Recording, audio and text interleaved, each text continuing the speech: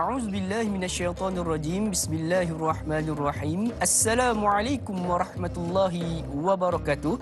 Alhamdulillahirabbil alamin wassalatu wassalamu ala asyrafil anbiya'i wal mursalin wa ala alihi wa sahbihi ajma'in. Allahumma iftah 'alaina hikmataka wanshur 'alaina min khaza'ini rahmatika ya arhamar rahimin. Rabbi shrah li sadri wa yassir li amri wahlul 'uqdatam min lisani yafqahu qawli. Allahumma faqihna fid din wa 'allimna ta'wil wahdina ila siratikal mustaqim siratal ladzina an'amta 'alaihim minan nabiyyin was-siddiqin wasyuhada'i was-salihin wa hasuna ulaika rafiqa ya arhamar rahimin. Subhanaka la 'ilma lana illa ma 'allamtana innaka antal alimul hakim. Amin ya rabbal alamin. Apa khabar sidang penonton sekalian? Mudah-mudahan semuanya diberikan ketenangan, diberikan kesihatan, diberikan kelapangan jiwa dalam kita terus menerusi sisa baki kehidupan kita di atas muka bumi Allah Subhanahu Wa Taala ini, dengan memperbanyakkan lagi, dengan menambah nilaikan lagi amal kebaikan kita dalam kita untuk memperbaiki Islam dan juga iman pada diri kita. Mudah-mudahan di saat mana kita bertemu dengan Allah Subhanahu Wa Taala kelak, kita berada dalam keadaan yang girang, kita dalam keadaan yang gembira untuk bertemu dengan Allah Subhanahu Wa Taala untuk dihisap nanti. Jadi alhamdulillah sidang penonton sekalian, hari ini kita bertemu sekali lagi di dalam rancangan Tanyalah Ustaz Biar Tahu Jangan Keliru, menerusi edisi 13 November 2020 bersamaan 27 Rabiul Awal 1442 Hijriah. Hari ini merupakan Sayyidul Ayyam ataupun hari Jumaat. Jadi jom sama-sama kita memperbanyakkan amal kebaikan kita. Mudah-mudahan amal kebaikan yang kita dapat ataupun kita lakukan pada hari ini akan diganjarkan dengan berlipat kali ganda berbanding dengan hari-hari yang lain. Hari ini kalau nak rasa bersedekah, jom sama-sama kita memperbanyakkan sedekah. Dan jangan lupa untuk kita memperbanyakkan selawat dan salam ke atas baginda sallallahu alaihi wasallam. Allahumma salli ala sayyidina Muhammad wa ala ali sayyidina Muhammad. Kerana apa? Baginda SAW pernah bersabda, barang siapa yang memperbanyakkan selawat ke atasku pada hari Jumaat, maka mereka inilah yang layak untuk menerima syafaatku di akhirat kelak, insya-Allah. Jadi jom sama-sama kita memperbanyakkan selawat, kita memperbanyakkan lagi amal kebaikan kita pada hari ini. Mudah-mudahan hari ini kita sekiranya ditakdirkan meninggal pada hari ini, maka kita akan pulang kepada Allah Subhanahu Wa Taala dalam keadaan tenang dan juga gembira, insya-Allah.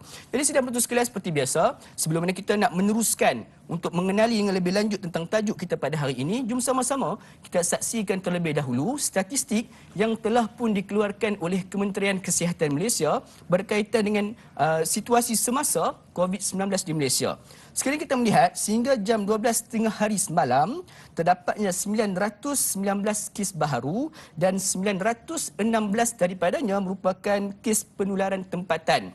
Dan duka cita dimaklumkan terdapatnya satu kematian baharu yang menjadikan jumlah keseluruhan kematian meningkat. Dan alhamdulillah sidang penonton sekalian, kita juga telah pun menerima kes-kes sembuh yang baharu, dan insya-Allah sekiranya kita teruskan lagi dengan mematuhi peraturan ataupun SOP, prosedur operasi standard yang telah pun digariskan oleh Kementerian Kesihatan Malaysia, insya-Allah kita pasti dapat memutuskan rantaian COVID-19 di bumi Malaysia ini dan seterusnya di seluruh dunia, insya-Allah. Jadi jom sama-sama kita nak mengetahui apakah sebenarnya tajuk perbincangan kita pada hari ini. Jadi menerusi tafsir dan taranum pada hari ini, kita akan teruskan lagi perbincangan kita menerusi surah Muhammad, iaitu surah baginda sallallahu alaihi wasallam, iaitu daripada ayat 11 hingga ayat ke-15. Dan insya-Allah bersama dengan saya pada pagi ini di studio C Seri Pentas Bandar Utama adalah salah seorang tokoh dan juga ahli di dalam bidang Al-Quran, iaitu yang berbahagia Al-Fadil Ustaz Ashraf Ayub. Assalamualaikum Ustaz. Waalaikumsalam warahmatullahi wabarakatuh. Sihat Ustaz? Alhamdulillah. Allah makseri berseri-seri nampak muka Ustaz saya ini, insya-Allah. Jadi sidang penonton sekalian, seperti biasalah, sekiranya ada sebarang persoalan yang ingin diajukan kepada kami, seperti biasa boleh untuk hubungi kami secara terus di talian 1800 88 1677 ataupun boleh terus menerusi laman media sosial rasmi kami di Facebook Tanyalah Ustaz TV3, insya-Allah. Jadi jom sama-sama sidang penonton sekalian, untuk permulaannya ni kita nak mendengarkan sedikit ataupun mendengar bacaan daripada yang bahagia ustaz kita menggunakan taranum insya-Allah pada pagi ini daripada surah Muhammad ayat 11 hingga ayat yang ke-15 insya-Allah. Silakan ustaz. A'udzubillahi minasyaitonirrajim. Bismillahirrahmanirrahim. Assalamualaikum warahmatullahi wabarakatuh. Alhamdulillah, alhamdulillah, alhamdulillah. Wassalatu wassalamu ala Rasulillah wa ala alihi wa sahbihi wa man walah. Terima kasih saya ucapkan kepada Da'i Luqman yang saya hormati, yang saya muliakan, tuan-tuan dan puan-puan, muslimin dan juga muslimat, sidang penonton kepada rancangan kita Tanyalah Ustaz Biar Tahu Jangan Keliru. Kita berharap dan kita berdoa semoga pada pagi ini, di mana pagi yang cukup barakah, hari Jumaat, kita mulakannya dengan langkah kanan. Langkah kanan dalam erti kata kita buka mata, ambil air semayang, solat tahajud, solat taubat, solat subuh, berzikir, beristighfar, baca Al-Quran. Kemudiannya kita mempelajari dan memahami ilmu-ilmu yang datang direct daripada Allah Subhanahu Wa Taala, iaitu Al-Quran. Dalam surah Ar-Rahman, tuan-tuan dan puan-puan, Allah Subhanahu Wa Taala sendiri yang menyatakan Ar-Rahman 'allamal Quran. Tuhan yang memiliki sifat Maha Pengasih, Maha Penyayang. Dia tanda sifat penyayang dia yang paling besar ialah dia sendiri kurniakan kita Al-Quran dan dia sendiri nak mengajar kita Al-Quran. Jadi tuan-tuan dan puan-puan, apabila kita mulakan pembelajaran kita pada pagi ini dengan ayat tersebut, ia membawa satu kefahaman bahawa kesemua ilmu Al-Quran, kesemua ilmu agama yang kita nak belajar lah ni, ini sebenarnya datang daripada Allah Subhanahu Wa Taala. Tuhan yang nak mengajar kita, tuan-tuan dan puan-puan, mana satu baik, mana satu buruk, mana satu hitam, mana satu putih. Saya ni tuan-tuan dan puan-puan dengan Da'i Luqman facilitator ya. Orang tengah. Kami ni tak adalah pandai terror sangat. Sama juga banyak dosa tuan-tuan dan puan-puan. Kami ni tak terror. Tapi kami harap Allah Subhanahu Wa Taala bantu kami supaya kami diampunkan dosa oleh Allah Subhanahu Wa Taala, diberi peluang untuk mendapat rahmat dan juga redha Allah Subhanahu Wa Taala, dan akhirnya sama-sama kita tuan-tuan dan puan-puan dengan usaha kita, kesungguhan kita mempelajari ilmu agama, belajar untuk mencari ilmu ikhlas kata ulama, belajar untuk mencari ilmu istighfar kata ulama. Kita berharap semua ini Allah Subhanahu Wa Taala pimpin kita ke jalan hidayah. Pagi tadi kita minta ihdinas siratal mustaqim. Ya Allah, bagi kami satu acuan bentuk kehidupan. Kehidupan tersebut biar last-last dia sampai ke jalan yang lurus. Jalan yang lurus macam mana? Tiap-tiap hari kita asyik berfikir tentang peningkatan kita dengan Tuhan. Peningkatan kita nak menjadi orang yang lebih baik. Peningkatan kita nak menjadi orang soleh kata agamanya. Dan pembelajaran kita di dalam rancangan Tanyalah Ustaz ini merupakan antara usaha kita yang kita harap Allah SWT permudahkan untuk kita faham. Allah SWT kurniakan hikmah. Macam Da'i Luqman tadi ada doa. Doa dia cantik tuan-tuan dan puan-puan. Allahumma aftah alaina hikmataka. Ya Allah, kami nak belajar ilmu agama ni ya Allah. Tolong buka hati kami ini supaya kami dapat menerima, memahami, mencerap hikmahnya. Wansyur alaina kan, dan sebagainya. Kemudiannya kita mahukan semua ini menjadi satu khazanah yang bukan sekadar kita dengar, lepas tu kita catat dan kita tutup buku. Tapi kita harap semua ini kita dengar, kita catat dalam hati.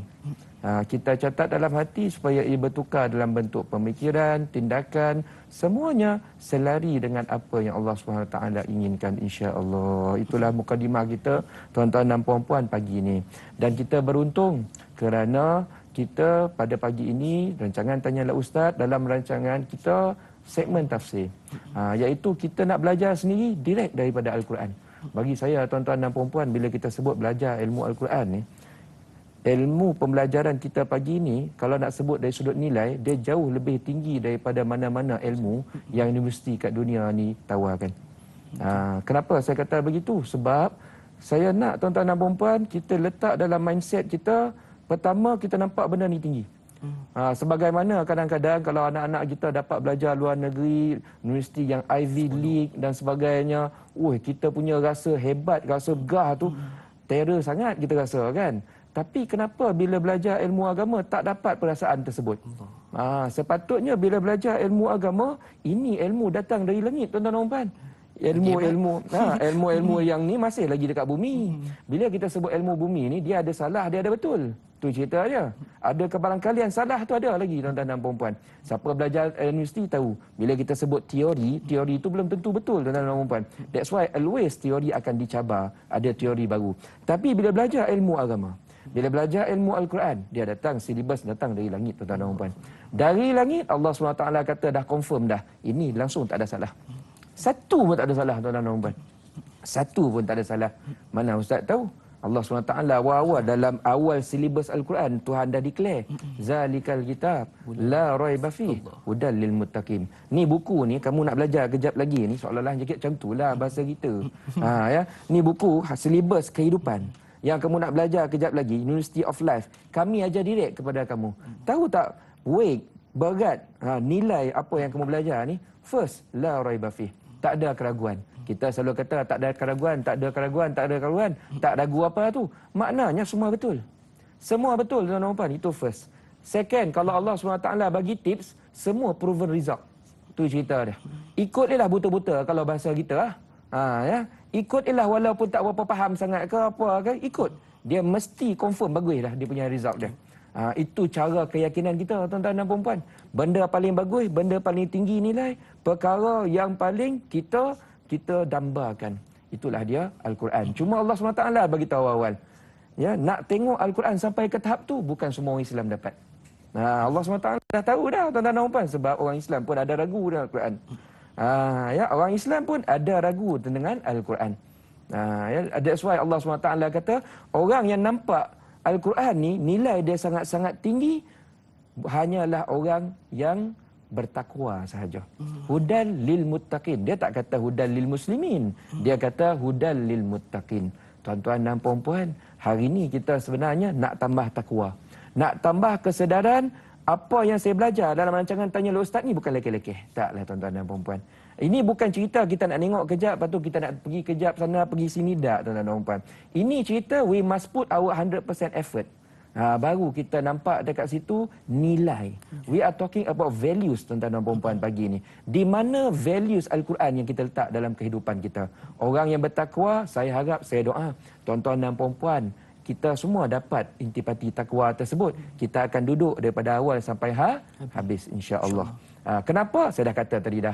Ini universiti paling terror kat dunia ni pun tak dapat challenge ilmu yang kita belajar pagi ni. Masya-Allah, tabarakallah, ya. So itu dia mukadimah, tuan-tuan dan puan-puan, supaya dengan pemikiran tersebut kita akan mula mempelajari surah yang paling istimewa pagi ini, iaitu surah yang memang ada sangkut paut dekat dengan Rasulullah sallallahu alaihi wasallam, iaitu surah Muhammad.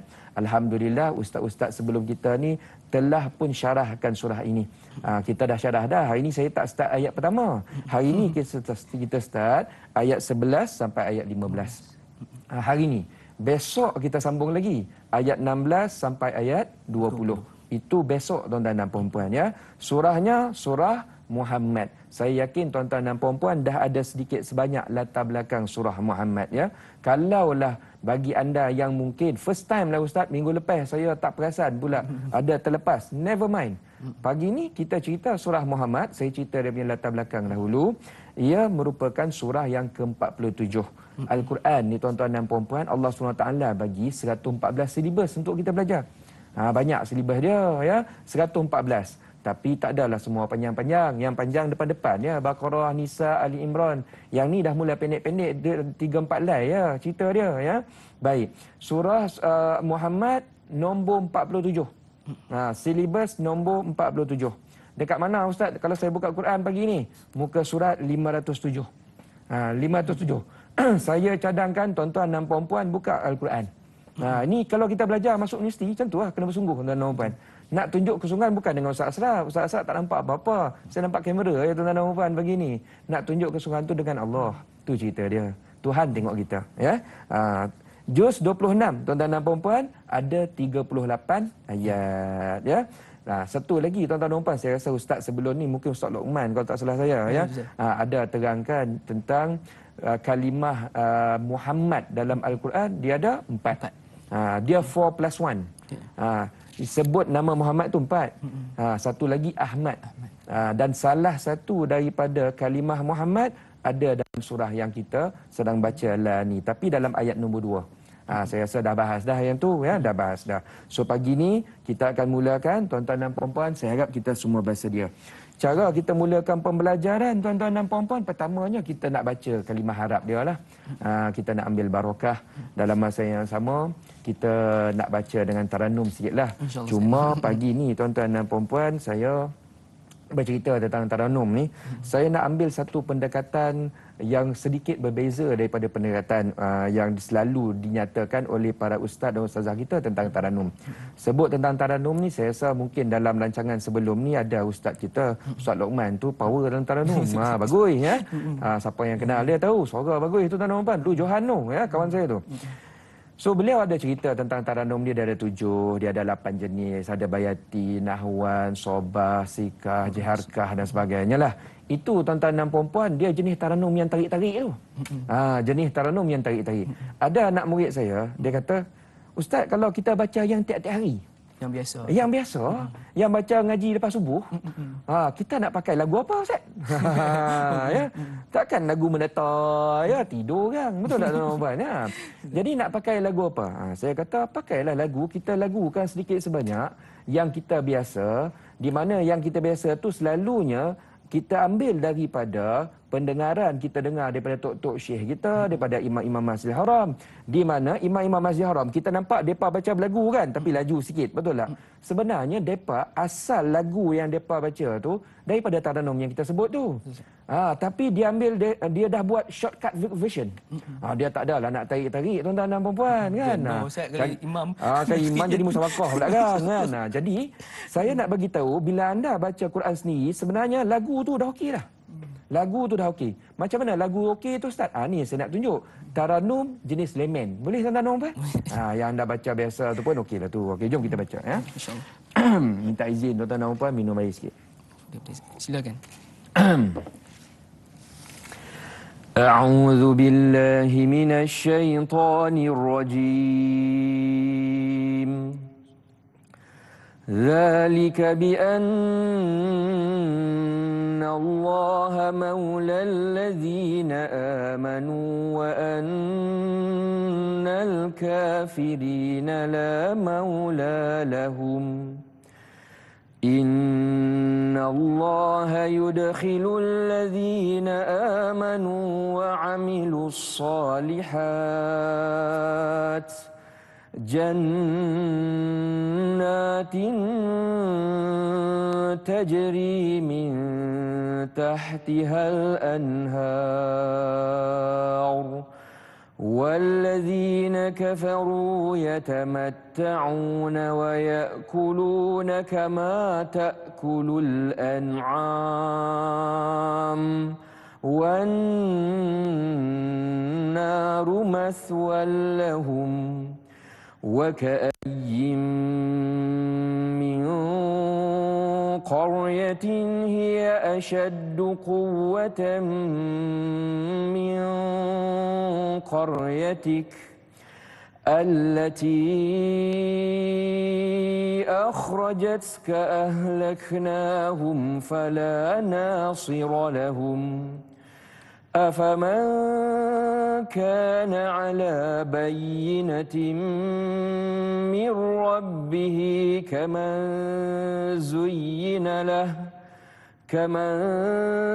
زين له سوء عمله واتبعوا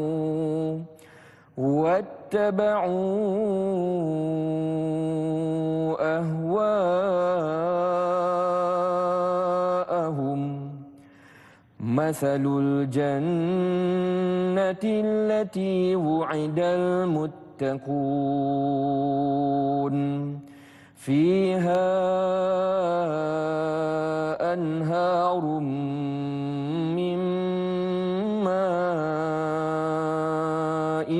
غير آسن وأنهار من لبن لم يتغير طعمه وأنهار من خمر لذة للشاربين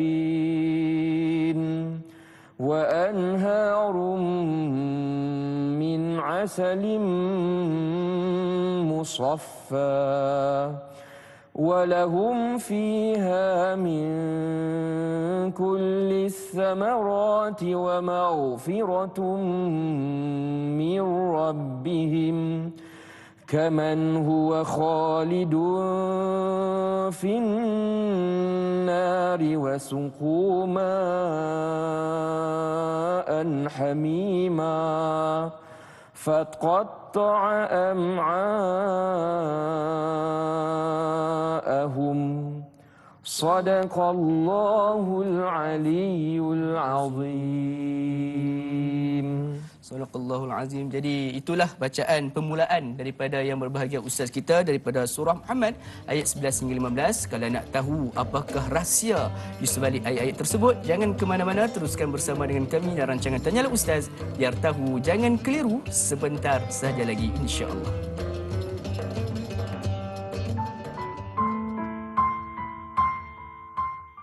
Bismillahirrahmanirrahim.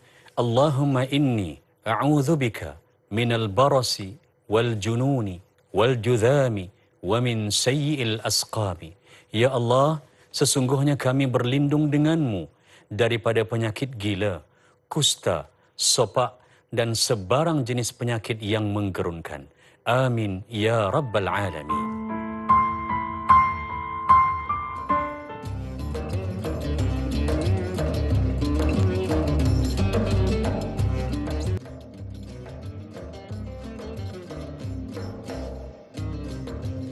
Alhamdulillah, sudah penonton sekalian, kembali kita bertemu di dalam secara langsung rancangan Bual Bicara Agama nombor 1 di Malaysia. Tak lain tak bukan Tanyalah Ustaz, biar tahu jangan keliru. Alhamdulillah, bertemu kembali kita pada pagi ini. Jadi sudah penonton sekalian, pada hari ini kita membincangkan kesinambungan perbincangan kita sebelum ini pada hari Jumaat dan juga Sabtu yang lalu berkaitan daripada surah Muhammad. Sekiranya pada hari Jumaat yang lalu kita telah membincangkan ayat 1 hingga 5 dan juga pada hari Sabtunya kita berbincang daripada ayat 6 hingga 10. Dan alhamdulillah, pada hari ini kita akan meneruskan lagi lanjutan daripada ataupun rentetan daripada apa yang kita bincangkan pada minggu yang lalu daripada surah daripada ayat yang ke-16 hingga ayat ke-16 Ustaz, nampak dah extra Ustaz.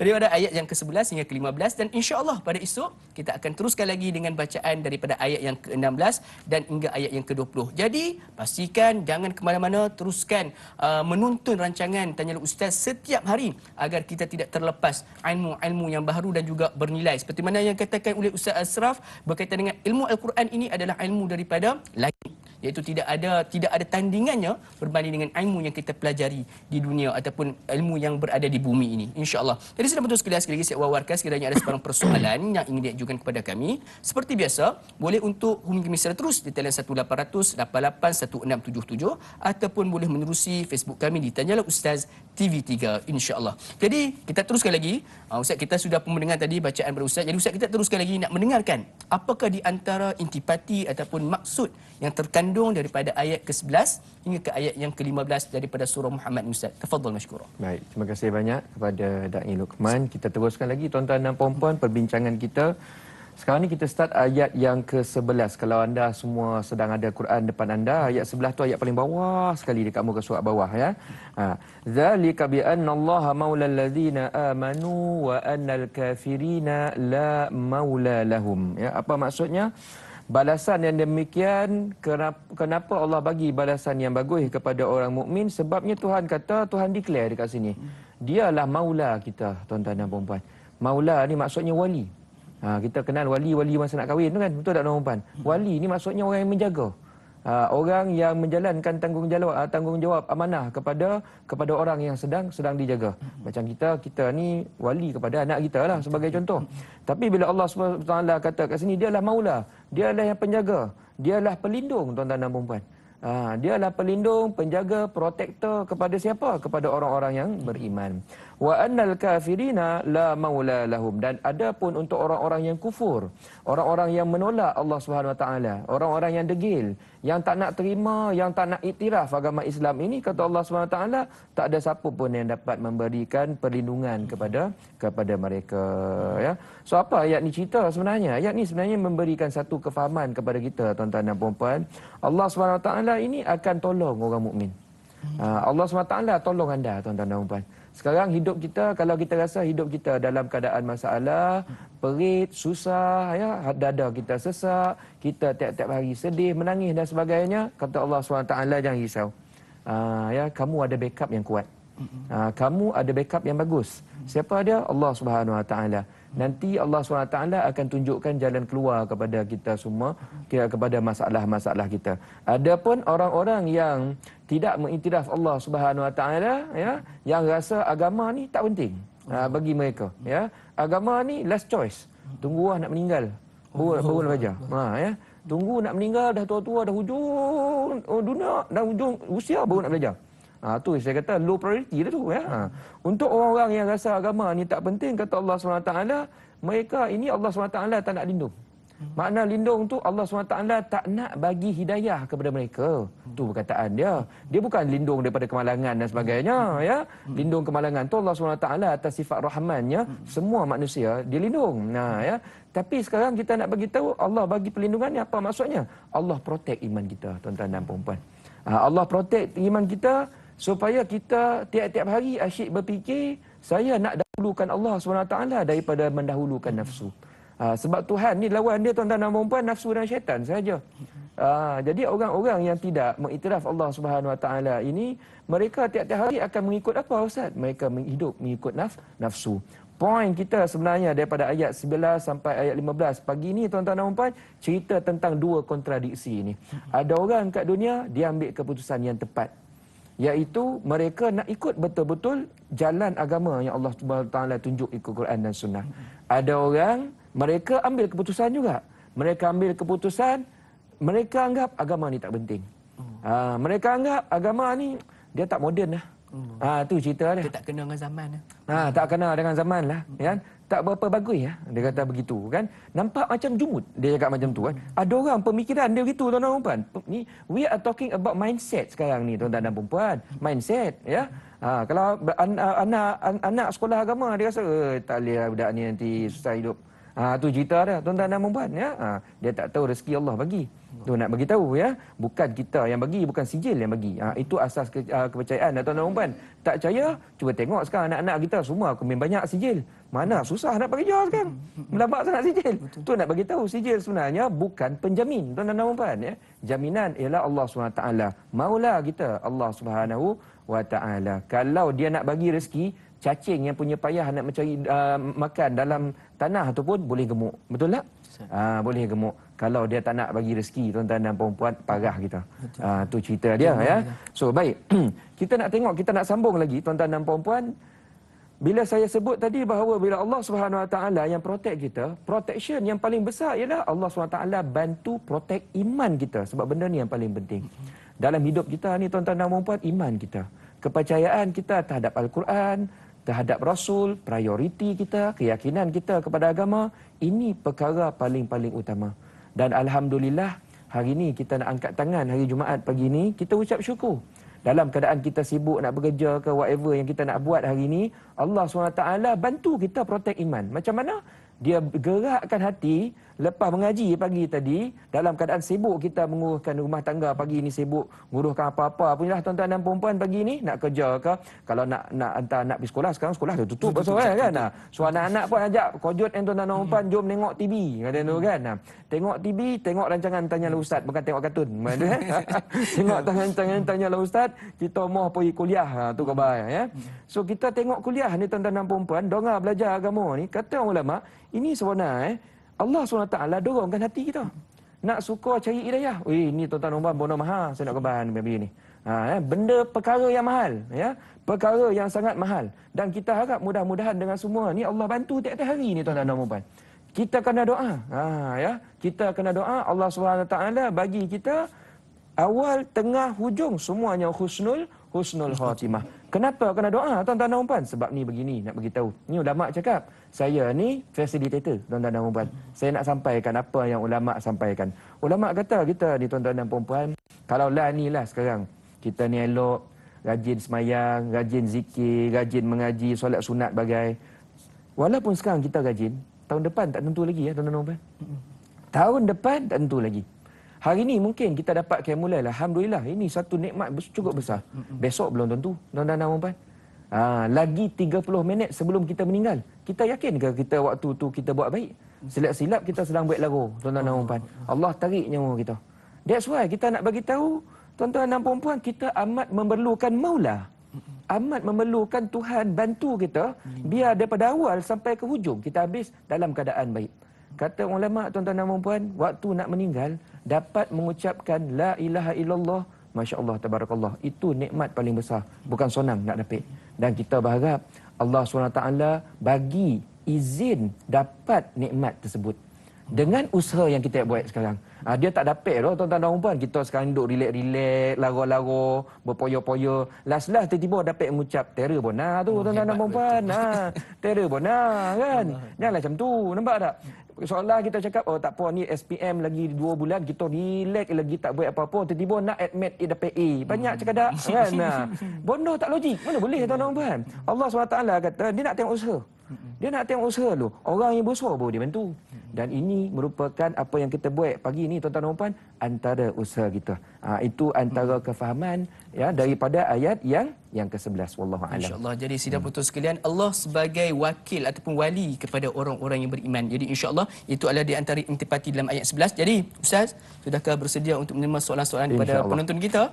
Insya-Allah. Jadi jom sama-sama kita raikan soalan pertama daripada Facebook Tanyalah Ustaz TV3. Daripada Puan Masrifah Nur Jama'in. Assalamualaikum Ustaz. Waalaikumsalam warahmatullahi. Soalan saya, bagaimanakah cara Allah melindungi orang-orang beriman dan bagaimanakah yang dimaksudkan oleh Allah bahawa orang kafir itu tidak mempunyai pelindung? Yang keduanya, adakah pelindung di sini merujuk kepada Allah membimbing dan memelihara orang-orang beriman yang berjihad pada jalan Allah, manakala orang kafir terus berada dalam kesesatan dan kehancuran yang dibenci oleh Allah Subhanahu Wa Taala? Mohon pencerahan Ustaz. Terima kasih. Silakan Ustaz. Baik, terima kasih kepada yang bertanya. Soalan tersebut sebenarnya jawapan dia setengah saya dah beritahu dah tadi. Ya, kita dah elaborate. Kita dah huraikan daripada awal tadi, bercerita tentang apa maksud pelindung. Pelindung pada zaman ayat ini kita kena faham surah Muhammad ini tuan-tuan dan puan-puan, nama lain dia surah Al-Qital. Surah peperangan. Dia sebenarnya saya rasa minggu lepas dah cerita dah benda ni, dah cerita dah ya, cerita tentang berperang. Surah ni cerita tentang kalau nak berperang, nak bergocoh sekalipun, still ada rules and regulation. Ada rules and regulation. Nak ambil tawanan macam mana, siapa orang yang kita boleh bunuh, siapa yang tak boleh bunuh, apa yang kita boleh buat, apa yang kita tak boleh buat. Maknanya kita tak boleh nak kata oh ni perang semua benda kita boleh buat. Tak boleh tuan-tuan dan puan-puan. Perang memang boleh perang. Tapi ada perkara-perkara yang masih dihadkan supaya kita tidak menzalimi orang yang tidak sepatutnya. Itu sebenarnya antara perkara yang banyak diceritakan dalam surah ni. Kemudian dia bercerita lagi tentang orang yang beriman, siapa berlindung dia. Orang yang tak beriman, siapa berlindung dia. Sampai kepada ayat yang ke-11 sekarang ni tuan-tuan dan puan-puan ya. Itu konteks pada zaman Rasulullah SAW. Konteks pada zaman kita ialah apa? Yang saya kata tadi. Perlindungan kita dalam bentuk Allah lindung supaya tiap-tiap hari kita fikir asyik nak tambah iman saja. Dan perkara ni kita kena minta tuan-tuan dan puan-puan. Ya. Allah makhtim lana bi husnil khatimah. Kita kena minta perkara ni tuan-tuan dan puan. Kena minta. Why saya kata kena minta? Sebab macam ni. Orang Islam ni tuan-tuan dan puan, dia tak boleh nak rasa alhamdulillah sekarang ni dah rajin pergi masjid, dia rasa berpuas hati copek dengan perkara tu. Tak boleh tuan-tuan dan puan. Why saya kata tak boleh? Sebab setan ni dia kalau nak trik, cara macam-macam. Dalam Quran ada cerita benda tu tuan-tuan dan puan. Kalau baca surah Al-A'raf, ni surah lain. Surah Al-A'raf ada cerita benda tu. Dulu pada zaman Nabi Musa. Pada zaman Nabi Musa ada seorang ulama, memang power ulama ni, namanya Bal'am bin Baurah. Bal'am bin Baurah. Powernya ulama ni tuan-tuan dan puan, doa yang mustajab. Dia minta apa-apa semua dapat tuan-tuan dan puan. Ulama high ranking kepada Bani Israel. Tapi ini yang kita nak sebut. Tahap ulama tu pun akhirnya mati dalam keadaan disesat dan dimukai oleh Allah Subhanahu Wa Taala. Yang ni tuan-tuan dan puan-puan, saya tak boleh nak cerita panjang benar, masa tak banyak. Kalau anda nak tahu, buka surah Al-A'raf ayat 175 sampai 177. Ada cerita tentang Bal'am bin Baurah. Tapi yang saya nak pointkan bagi ni ialah macam ni. Tuhan kata, ya, orang yang baik ni pun kalau dia tak berhati-hati, dia boleh tersesat juga last-last. Contoh macam Bal'am bin Baurah tadi, tuan-tuan dan puan-puan, yang akhirnya dimukai oleh Allah SWT. Itu tuan-tuan dan puan-puan, kita baca, kita kena insaf banyak. Ini tahap ulama ni. Bal'am ni tahap ulama besar. Kita belum Bal'am lagi, kita am-am lah.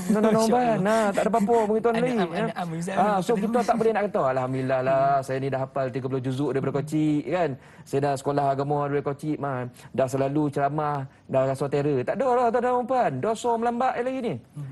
Tu cerita tuan-tuan dan puan ya.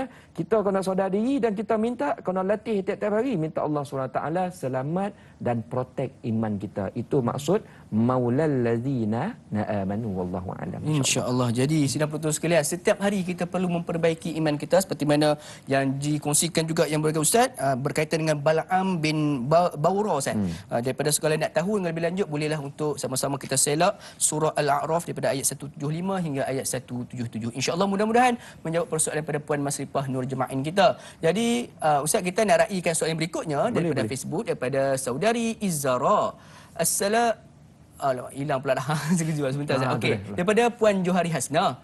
Assalamualaikum warahmatullahi wabarakatuh. Waalaikumsalam.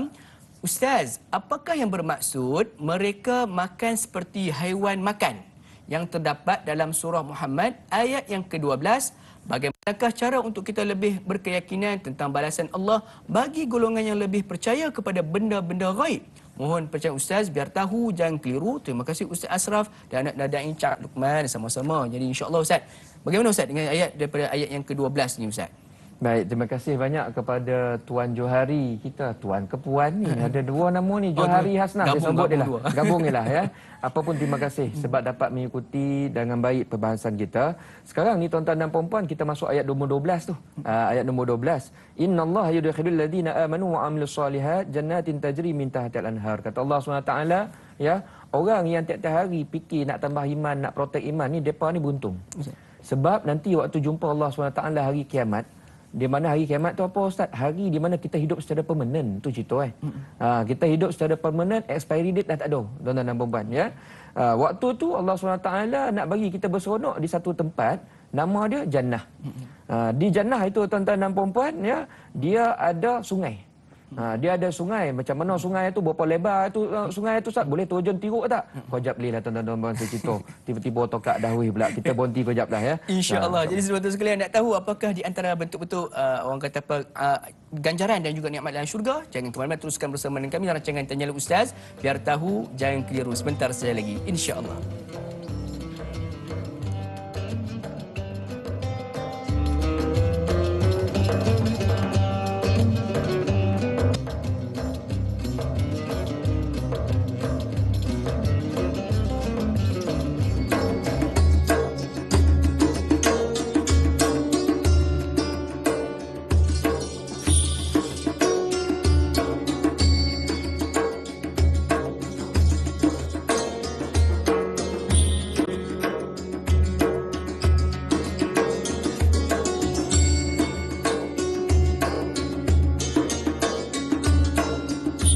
Alhamdulillah, sidang penonton sekalian, kembali kita bersama di dalam rancangan Tanyalah Ustaz, biar tahu jangan keliru, secara langsung dari studio C Sri Pentas Bandar Utama pada pagi ini. Mudah-mudahan pertemuan kita pada pagi ini membawa 1001 rahmat dan juga kebaikan daripada Allah Subhanahu Wa Taala. Jadi sidang penonton sekalian, saya rasa sudah pasti ramai pada kalangan kita yang pada pagi tadi, hari Jumaat ni pula, kita telah melaksanakan sujud sajadah.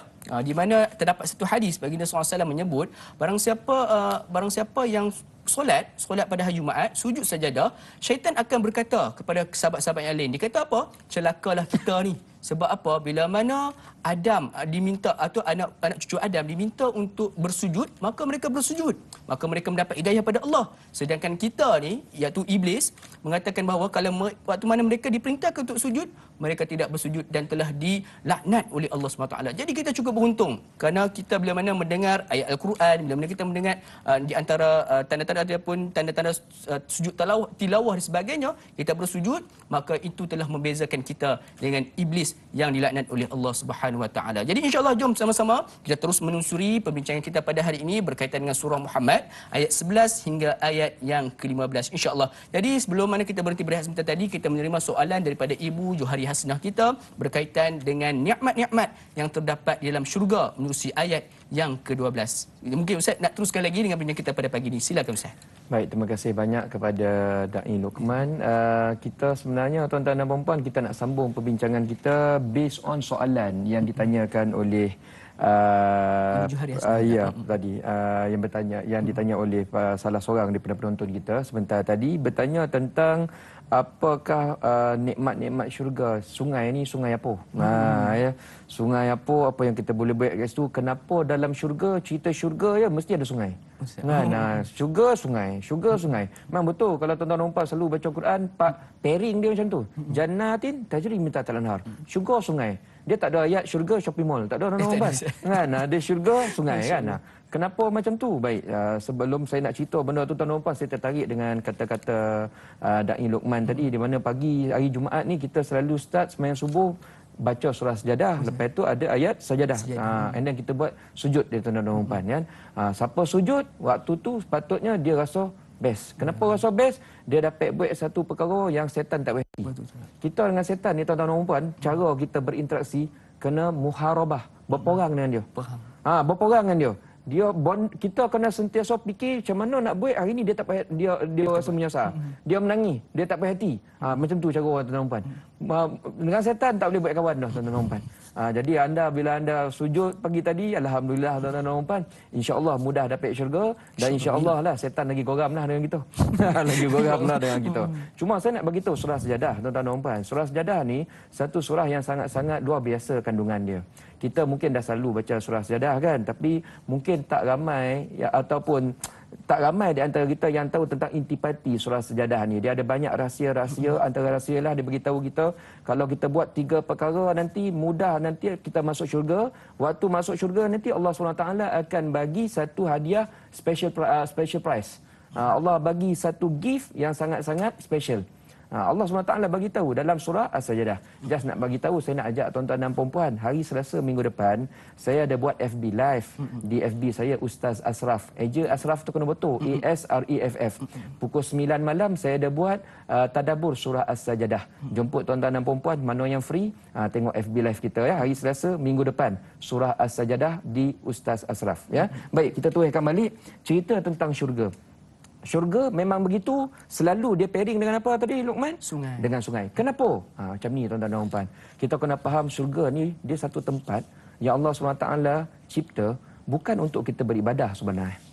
Dia merupakan satu tempat untuk kita berseronok. Kita kalau nak lepak berseronok kat mana tuan-tuan dan puan? Kita akan pergi pantai. Kita akan pergi sungai. Betul tak? Itu satu tempat yang kita boleh tenangkan hati, anak kita boleh bercempuruk kat depan tu kan. Kita rasa relax dan Allah SWT nak gambarkan kenapa syurga ada sungai, nak pasakkan mindset tu dulu. Nanti hampa semua masuk syurga, layanan semua relax ah. Semua santai. Semua orang suka bersantai tuan-tuan dan puan. Allah SWT kata never mind, di syurga ada tempat untuk bersantai. Kemudian dalam ayat 12 ni kata apa lagi? Walladzina kafaru yatamatta'una wa ya'kuluna kama ta'kulul an'am wan nar maswal lahum. Itu cerita awal tadi untuk orang mukmin. Orang mukmin dekat dunia ni pun dia boleh pergi pantai, dia pun boleh makan, tapi disebabkan dia ada iman, nanti waktu dia meninggal, cerita tentang keseronokan tu nanti akan continue lagi. Tompek lain, lagi upgrade version, nama dia syurga. Adapun orang-orang yang tak mengiktiraf Allah SWT, walladzina kafaru, orang yang kufur, mereka boleh bencapura, mereka boleh makan banyak-banyak. Kat mana? Dunia ya. Tapi dekat sana, dekat akhirat nanti depa dapat tak? Depa tak dapat apa-apa tuan-tuan dan puan. Itu rugi Kenapa rugi tuan-tuan dan puan? Sebab nak bagi tahu, dunia kita hidup ni, kita kerja macam mana pun, paling kuat lah tuan-tuan dan puan kita hidup. Paling kuat lah 100 tahun. Tu dah kuat benar dah tu.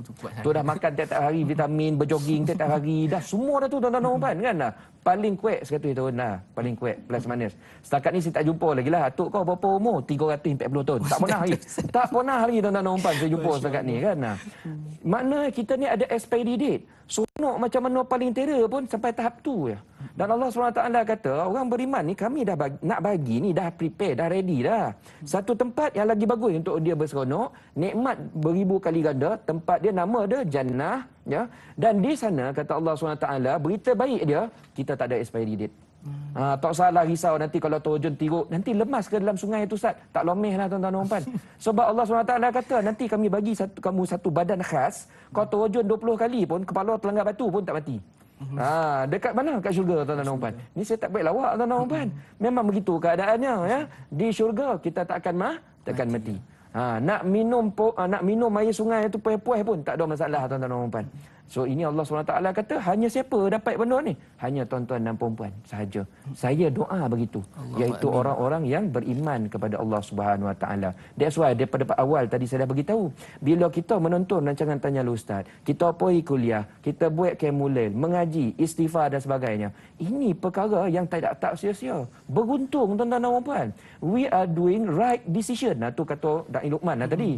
Kan? Kita buat satu keputusan yang betul untuk our future. Future kita mana? Akhirat kita nanti insya-Allah. Wallahu a'lam. Insya-Allah. Jadi itulah di antara nikmat yang kita akan dapat sekiranya kita ditakdirkan untuk menjadi ahli-ahli syurga. Amin rabbal alamin. Mudah-mudahan kita semua dipilih untuk masuk syurga. Jadi apa kono nak pilih lagi masuk neraka? Tu dia. Baca kat sini Ustaz, ikut Ustaz punya dialek dulu insya-Allah. Jadi sahabat sekalian, mudah-mudahan menjawab persoalan daripada Puan Johari Hasnah. Kita nak raikan soalan yang berikutnya daripada Puan Nurul Huda Tajuddin. Assalamualaikum. Waalaikumsalam warahmatullahi. Di dalam ayat yang ke-12 surah Muhammad ada menceritakan tentang banyak nikmat yang diperolehi oleh mereka yang kufur di atas dunia tetapi makan seperti haiwan di akhirat kelak. Apakah maksud ayat ini? Mohon huraian ringkas. Terima kasih. #biar tahu, jangan keliru. Silakan Ustaz. Baik, terima kasih pertamanya kepada Puan Nurul Huda. Maksud ayat walladzina kafaru yatamatta'una wa ya'kuluna kama ta'kulul an'am wan nar maswalum. Orang-orang yang kufur mereka ni yatamatta', maknanya mereka ni berseronok juga kat dunia. Mereka ni makan juga, tapi Allah SWT bagi satu analogi yang sangat best tau. Analogi dia apa? Macam an'am. An'am ni tuan-tuan dan puan apa maksud dia? Binatang ternak. Binatang ternak ni apa? Kobau, lembu, kambing, arnab bukan tuan-tuan dan puan? Ni nak begitu. Arnab bukan ya. Ni binatang ternak, kobau, lembu, kambing. Maknanya Tuhan kata kalau kita pilih satu bentuk kehidupan yang tak nak ikut agama, apa kita dapat? Senang nak dapat apa? Tu pergi tengok kobau. Apa kobau dapat? Kobau ni tuan-tuan dan puan hidup minta maaf lah siapa yang ada kobau, siapa yang ada lembu, fahamlah maksud saya. Dia cerita tiap-tiap hari dia fikir, pemikiran dia tu dia nak puaskan dua perkara ya. Nak puaskan perut, nak puaskan minta maaf kemaluan. Tu yang cerita tuan-tuan dan puan. Cerita makan hidup nafsu. Makan hidup nafsu apa saya cakap ni? Hidup ikut nafsu. Jadi dia ni cari dunia ni tuan-tuan dan puan seolah-olahnya tak ada ending dah. Mereka tak fikir tentang nak tambah iman, nak belajar agama. Dia tak fikir dah semua benda tu. That's why kalau kita tengok kambing lah sebagai contoh, dia orang ni kalau makan, dia tak kira ni rumput ni boleh makan ke tidak. Dia main sobat tuan-tuan dan puan. Ni bahasa ni 9 lah, main sobat. Dia tak kira itu rumput tanah orang ke apa ke. Dia nampak rumput, dia tak kira halal haram. Langgar je sobat dia. Tuan ni 9 cakap dah tuan-tuan dan puan. So ini orang kufur. Orang yang kufur, mindset dia macam tu. Dia kalau cari rezeki tak kira halal haram. Janji duit, dia kata macam tu. Dia tak kira nak nolong orang kau, nak sedekah kau, nak apa kau. Semua tak ada bagi dia.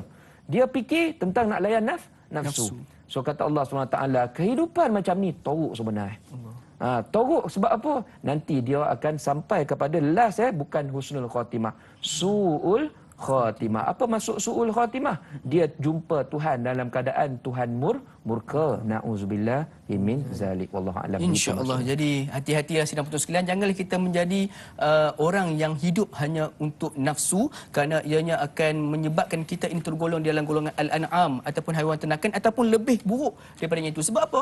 Haiwan tidak mengapalah kerana mereka hanya ada nafsu, tidak ada akal.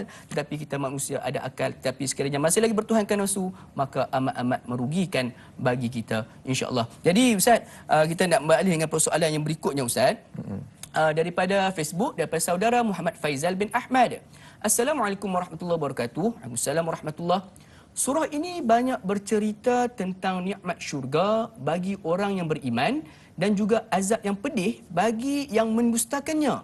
Namun setelah kita dengar pencerahan dari ustaz tentang azab neraka, namun tak rasa apa-apa atau langsung tidak mendatangkan keinsafan dalam diri. Adakah ini tandanya hati kita sudah mati? Mohon pandangan ustaz. Terima kasih. Satu soalan yang cukup menarik ustaz berkaitan dengan hati yang mati. Silakan ustaz. Baik, terima kasih banyak kepada Tuan Faizal bin Ahmad kita. Sebenarnya Tuan Faizal, saya suka soalan Tuan ni. Saya cakap terang. Sebab bagi saya, this is our core question. Ini soalan paling asas yang patut kita semua, tuan-tuan dan puan-puan, orang yang tiap-tiap hari dengar kuliah, belajar agama, jenis mengaji dan sebagainya. Why? Kenapa kita ni bila dah belajar agama dah, macam saya ni lah. Saya tak minta tuan-tuan dan puan-puan fikir. Saya tak hari saya fikir. Kenapa Laden ni dah ngapal 30 juzuk dah ni? Ustaz Ashraf Ayub Al-Hafiz lah ni. Tapi perangai habis ni. Perangai habis lagi. Maksudnya macam ni. Kenapa kita ni dah tahu, dah belajar agama, dah belajar tentang hadis dan sebagainya. Kenapa bondo ni masih melantun? Maknanya dah tahu tapi kesungguhan tu dia suam-suam kuku lah tuan-tuan dan puan. Kenapa kita ni kadang-kadang selalu dongar kuliah kan? Dongar kuliah catat beriur dah tu. Macam-macam catatan kita baik. Lepas tu tutup, tak ada apa-apa perubahan yang signifikan. Dia bukan langsung tak berubah. Ada. Tapi tak signifikan. Maknanya macam ni, seolah-olah cikgu dah cakap macam-macam. Tapi pelajar tu, cikgu dah cakap dah. Kau ni SPM, kau nak capai 10A, 10A, 10A. Cara kita belajar tu, nak dapat 2A je. Tu cara tuan-tuan dan puan. Dia tak nak kau ajar sampai 10A. Masih lagi ada tapi-tapi, nanti dah lulu. Kenapa pemikiran kita ada macam tu? Tuan-tuan dan puan, saya cakap terang. Bukan tuan-tuan dan puan ni ada macam tu. Saya ni pun ada. Sama tuan-tuan dan puan. That's why tadi saya cakap ustaz-ustaz ni pun tak ada latera apa semua. Dia manusia biasa. Buat dosa, buat salah juga tuan-tuan dan puan. Saya selalu fikir soalan ni. That's why tuan guru saya dulu, saya ingat lagi, dia ada bagi jawapan. Saya nak share jawapan ni kepada anda. Beliau kata macam ni. Kita kena faham hati kita ni, tuan-tuan dan puan first. Yang pegang hati kita, Allah SWT. That's why kita ada satu doa sangat cantik. Elok kita amalkan. Ya muqallibal qulub, sabbit qulubana ala dinik. Ya muqallibal qulub, sabbit qulubana ala ta'atik. Wahai Tuhan yang ada kuasa nak bolak-balikkan hati kami. Hati kita balik-balik tuan-tuan. Ni pagi ni sedaplah dia tercokang yang mata belajar kan. Kan potang kan dia tidur dia dah. Kan dah rasa malih mengaji dah. Maksudnya itulah ya. Hati ni copek berubah tuan-tuan dan puan. Wa ma yusammal qalbu illa an tataqallab. Tidak dinamakan hati itu sebagai hati dalam masalah qalbun illa an tataqallab. Tataqallab tu maksudnya berbolak-balik. Kau jap rajin, kau jap malih. Kau jap suka, kau jap tak suka. Tu cerita tuan-tuan dan puan. That's why kita doa, wahai Tuhan yang Maha membalikkan hati, sabit. Tolong tetapkan hati kami. Jangan dia bagi berpusing banyak benar. Sabit atas apa? Ala dinik. Supaya kami suka terhadap agama. Supaya kami suka nak melakukan ketaatan. Ini doa yang diajar oleh Rasulullah sallallahu alaihi wasallam. Baik, kembali kepada kata-kata Tok Guru kami. Beliau mengatakan hati kita tuan-tuan dan puan, dia ada 3 keadaan. At least. Ini kalau kita belajar dengan ulama tasawuf, mereka bagi tahu ilmunya. Pertama, yang paling teruk hati manusia namanya qalbun mayyit. Hati yang mayit, mati tuan-tuan dan puan. Hati yang mati ni macam mana? Dia ni memang langsung tak suka langsung agama. Dia memang reject 100% agama. Ya, ada orang macam tu tuan-tuan dan puan. Saya ada anak murid tuan-tuan dan puan ya, umur dia belasan tahun belajar mengaji dengan kami. Ya, belajar mengaji dengan kami. Dia cakap tuan-tuan dan puan, dia sedih, dia kata apa yang saya boleh buat ustaz sekarang ni? Dia sedih sebab apa? Dia ni dah mula rajin mengaji dan sebagainya, rajin sembahyang. Tapi dia ada satu keluarga, kalau mak abah kat rumah tu nampak dia mengaji, dia suruh berhenti. Ada macam tu tuan-tuan dan puan. Saya tanya mak abah Islam, mak Islam dengan tu. Dia suruh mak abah yang suruh berhenti tuan-tuan dan puan. Dia datang waktu tu kepada kami, minta kami tolong doakan moga dapat hidayah. Saya cakap, ada orang Islam kita macam tu? Ada. Nampak orang buat baik, suruh berhenti. Masya-Allah, tabarakallah tuan-tuan dan puan. Kita at least kalau tak nak pun anak mengaji tu biarlah dia tahu kan. Walaupun kita mengaji lintang bukan kan. Tapi ada orang macam tu. Itu tahap mana tu? Qalbun mayyit. Hati mati tu tauhid tuan-tuan dan puan, golap. Tu cerita. Kita tak nak macam tu ya. Nombor 2, qalbun marid. Ni nombor 2 ya. Hati yang sakit. Hati yang sakit. Untuk soalan yang ditanyakan tadi, bertanya tentang kenapa kita ni dah belajar tapi nak buat tu tak begitu bersungguh kan. Kata Tok Guru kami, mungkin hati kita berada dekat stage qalbun marid tadi tu. Hati kita sakit. Dia tak mati, dia sakit tuan-tuan dan puan, ya, dia sakit. Orang sakit ni macam mana? Dia nak jogging tapi dia tak mampu. Dia nak kebaikan tapi kadang-kadang dia kalah dengan nafsu. So macam mana nak buat? Makan ubek lah. Makan ubek, jaga ubek, ambil vitamin macam biasa tuan-tuan dan puan. Dia sama dalam ruh kita ni pun sama makanan macam kita punya jasad juga. Kalau jasad sakit kena pergi hospital. Roh sakit kena pergi hospital juga. Hospital yang mana? Kena dengar Al-Quran, kena belajar mengaji, dengar kalam daripada para alim ulama. Semua ni tuan-tuan dan puan-puan, dia boleh apa? Dia boleh melembutkan hati kita. Semua ni kita sebut sebagai ubat lah. Sebagai ubat, vitamin dan sebagainya untuk hati kita.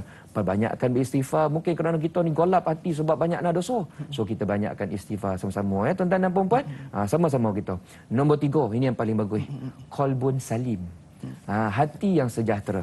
Hati yang bagus, hati yang baik. Apa maksud qalbun salim? Kita berhenti kejap lah tuan-tuan dan puan. Lepas ni kita sambung insya-Allah. Insya-Allah. Jadi sidang betul sekalian, 3 jenis hati ataupun qalbun mayyit, qalbun marid dan juga qalbun salim. Jadi kalau nak tahu lebih lanjut tentang qalbun salim, jadi jangan kemana-mana, teruskan bersama dengan kami rancangan Tanya Ustaz biar tahu. Jangan keliru, kembali sebentar sahaja lagi insya-Allah.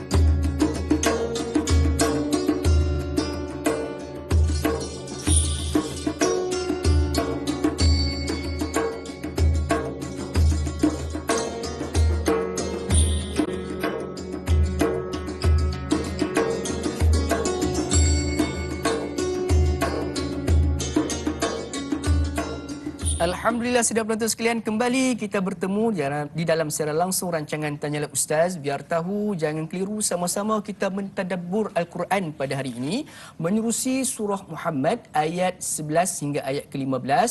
Dan jangan lupa untuk bersama juga dengan yang berbahagia Ustaz Ashraf Ayub pada esok hari untuk lanjutan pada pembincangan kita pada hari ini untuk ayat yang ke-16 hingga ke ayat yang ke-20 insya-Allah. Sudah semestinya banyak kisah-kisah yang menarik yang terkandung dalam Al-Quran, dan seperti mana kita tahu Al-Quran ini merupakan kalamullah, itu kata-kata pada Allah. Sudah semestinya tidak ada suatu apa pun walaupun satu huruf dalam Al-Quran itu merupakan satu perkara yang sia-sia. Jom sama-sama kita teruskan tadabbur Al-Quran. Jadi sebelum mana kita berhenti berehat sebentar tadi, yang berbahagia Ustaz sudah pun menerangkan berkaitan dengan 3 jenis hati, iaitu yang pertama, saya buat balik rangkuman, iaitu yang pertama qalbun mayyit, iaitu hati yang mati. Yang keduanya qalbun marid, iaitu hati yang sakit. Dan yang ketiganya iaitu qalbun salim, iaitu hati yang sihat. Dan Ustaz telah pun menerangkan 2 yang pertama. Jadi Ustaz, apakah sebenarnya di antara ciri-ciri hati yang sihat ni Ustaz? Silakan. Baik, terima kasih banyak. Saya sambung balik tuan-tuan dan puan-puan cerita tentang qalbun salim ya.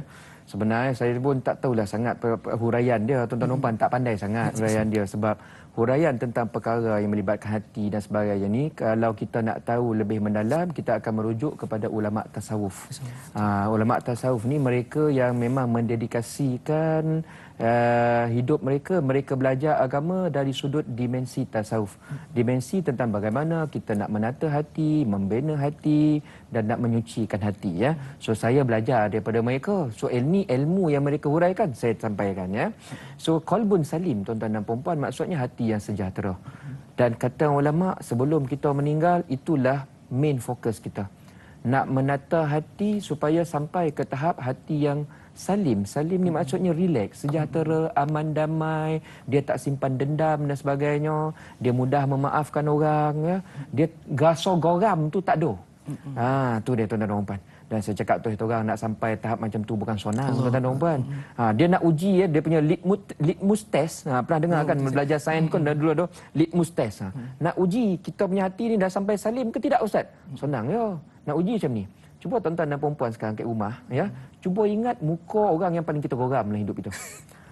Yang dulu dia ni banyak buat ona, dulu pinjam 10,000, sekarang jumpa kat kenduri kahwin, buat tak tahu dia tak nak bayar tu. Johnny macam tu ya. Yang Johnny kita geram, orang selalu mainkan kita sekolah menengah dulu. Cuba ingat balik muka dia, tuan-tuan dan puan, ataupun sesiapa lah yang kita rasa kita tak puas hati dengan dia. Kalau kita boleh senyum sekarang, mana tu tuan-tuan dan puan? Hebat dah tu kan. Tapi kalau kita tenian dengar semua senyum-senyum, tiba-tiba ingat di muka dia tu. Tenian muka kan. Makna tuan-tuan dan puan, kita kena berusaha lagi. Ustaz yang bercakap ni pun sama juga ada tuan-tuan dan puan. Geram tu ada lagi ya. That's why nak sampai ke tahap tu dia banyak dia punya stage dia. Tapi kita kena usaha sebab kata Allah Subhanahu Wa Taala dalam Al-Quran, yaumala yanfa'u malu wala banun illa man atallah biqalbin salim. Ya, hari di mana anak kita tak guna, harta yang kita ada pun semua tak guna, kata Allah SWT. Yang berguna apa? Siapa yang datang jumpa Tuhan dengan membawa hati yang salim, yang saya katakan tadi. Hati yang tak simpan dendam, hati yang sukakan agama, hati yang mencari akhirat dan sebagainya. Tuan-tuan dan puan-puan, saya minta satu, boleh tak anda semua tolong doakan Ustaz Ashraf yang sedang bercakap ni dapat hati tersebut. Sama-sama kita doa ya. Saya pun minta doa tuan-tuan dan puan sebab saya yakin ni berpuluh ribu yang menonton ni ada orang soleh dekat sini. Ada orang yang baik dekat sini.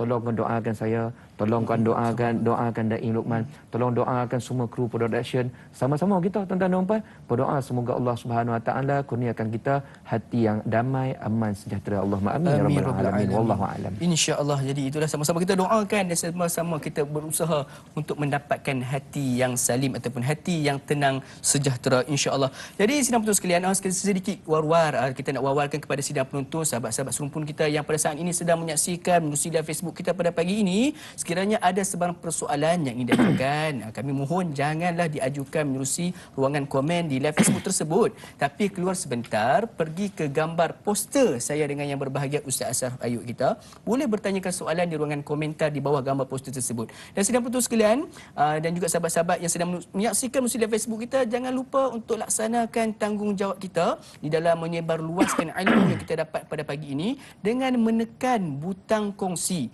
Jom sama-sama kita sebarluaskan. Mudah-mudahan ini akan menjadi salah satu cara untuk kita nak menjana saham pahala buat kita sehingga kita bertemu dengan Allah Subhanahu Taala kelak, insya-Allah. Amin ya rabbal alamin. Jadi Ustaz, kita teruskan dengan soalan berikutnya, boleh Ustaz? Boleh. Dengan daripada Facebook kita, daripada saudara Muhammad Izudini.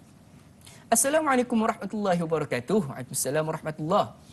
Berdasarkan ayat yang ke-13 yang merupakan ayat takhwif duniawi dan tasliyah kepada Nabi SAW, ini adalah kerana Nabi SAW dan para sahabat telah dihalau keluar dari Mekah. Mengapakah puak musyrikin sanggup berbuat demikian kepada Nabi SAW? Adakah disebabkan oleh dakwah yang dibawa oleh Nabi SAW atau bagaimana? Mohon pencerahan Ustaz dari Pasir Mas, Kelantan. Ustaz, silakan. Baik, terima kasih banyak kepada Muhammad Izudini bertanya tentang secara umumnya penafsiran ayat yang ke-13. Wa ka'ayyin min qaryatin hiya ashaddu quwwatan min qaryatika allati akhrajatka ahlaknahum fala nasira lahum. Ayat ni sebenarnya sedang menempelak orang-orang yang pernah menghalau Rasulullah SAW keluar daripada Mekah ke Madinah. Kita tahu tuan-tuan dan puan, Rasul ni saya duduk kat Mekah 30 tahun. Kita ambil umur masa 40 lah ya. Memang Rasul ni daripada kecil duduk kat Mekah ya. Ni cerita waktu Rasul jadi Rasul umur 40. Berdakwah di Mekah 30 tahun. Macam-macam masalah Rasul terima. Ya, kenapa dia orang ni tolak agama? Sebab ni tuan-tuan dan puan, first kerana ego. First kerana ego. Kenapa mereka ni rasa ego? Sebab mereka kenal Nabi Muhammad ni orang biasa ya. Kita kena faham Nabi Muhammad ni tuan-tuan dan puan, dia orang yang baik. Ya, that's why dia Rasul digelar sebagai Al-Amin. Tapi dari sudut pangkat dia tak ada gelaran lah tuan-tuan dan puan. Dia orang biasa lah, orang biasa. Jadi bila orang biasa tiba-tiba nak sampaikan sesuatu perkara yang baru. Dan perkara tu pula tuan-tuan dan puan menyalahi adat yang dipegang selama turun-temurun. Jadi mereka rasa panik ya. Ni tiba-tiba orang ni dulu nobody, ramai pengikut. Itu satu. So pembesar-pembesar rasa terancam tuan-tuan dan puan. Yang kedua tuan-tuan dan puan, mereka ni tolak Rasulullah SAW sebab apa yang diajar oleh agama Islam ini sebenarnya akan meruntuhkan ekonomi jahiliah ni.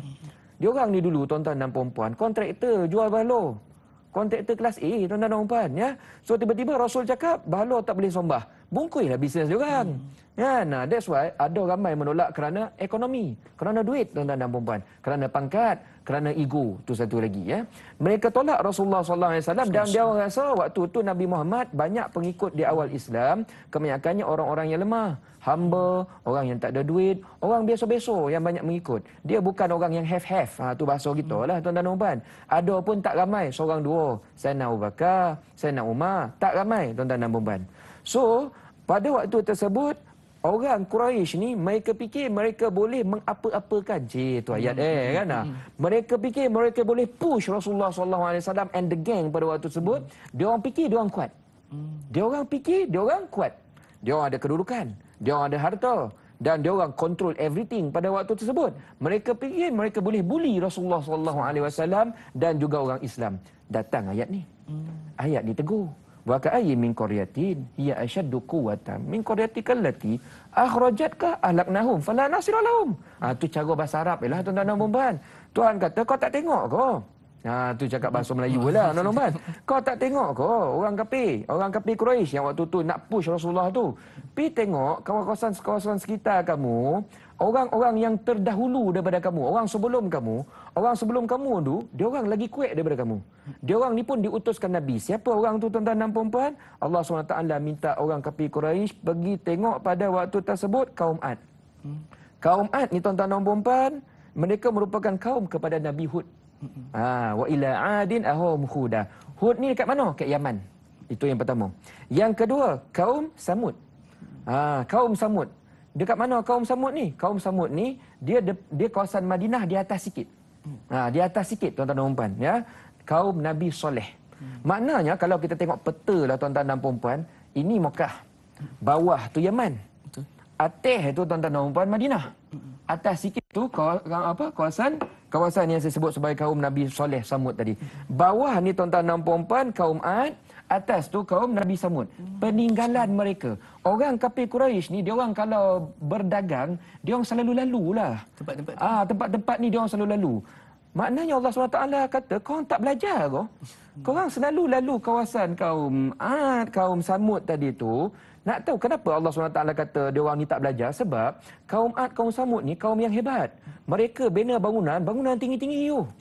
Maknanya badan mereka gagah perkasa, teknologi mereka begitu canggih, dia orang boleh tebuk. Sekarang ada lagi dekat Madain Soleh, tuan-tuan dan puan. Ni kalau kita ni bagi tips lah, kalau anda pergi umrah, kalau lepas ni buka lah Covid dah tak ada masalah, pergi umrah, minta travel bawa dekat kawasan Madain Soleh, dia atas sikit daripada Madinah. Kadang-kadang dapat permit, kadang-kadang tak dapat permit. Yang ni kena tanya travel, minta maaf. Tapi kalau dapat, kita akan jumpa dia orang punya teknologi, batu punya besar, dia orang boleh tebuk buat rumah punya cantik. Ini cerita 3,000 tahun lepas, 2,000 tahun lepas. Macam mana mereka ada teknologi tu? Maksudnya badan mereka kukuh, badan kuat, teknologi canggih. Tapi bila mereka lawan Nabi, itu cerita dia. Bila mereka lawan agama, teruk kena belasah dengan Allah SWT. Bayangkan dulu orang yang duduk buat rumah dalam batu, hancur. Kena belasah dengan Tuhan. Ni bahasa kita lah. Ini kaum kafir Quraisy, dia orang punya canggih tuan-tuan dan puan, buat rumah daripada tanah liat. Tak adalah canggih sangat. Tapi rasa belagak dengan Rasulullah SAW. Tuhan tegur melalui ayat 13 yang kita baca sekarang ni. Tolong ambil iktibar, kata Allah SWT. Orang yang canggih-canggih, hebat-hebat teknologi bertamadun pun, bila lawan Tuhan, mereka akan kalah. Kita pun begitu tuan-tuan dan puan-puan. Kita tak ada cara apa-apa pun dengan Tuhan ni, kecuali kita kena surrender. Sebab tu nama kita orang Islam, orang yang surrender 100% kepada Allah SWT.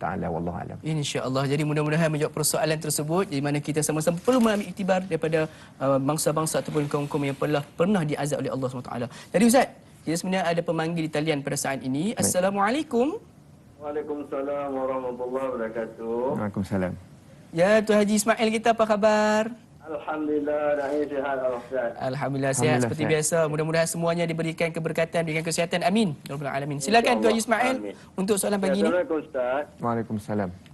Jadi sebelum saya tanya soalan, saya minta Ustaz tolong komen, saya nak cuba taranum ya. Boleh? Boleh, silakan. Okey. A'udzu billahi minasy syaithanir rajim.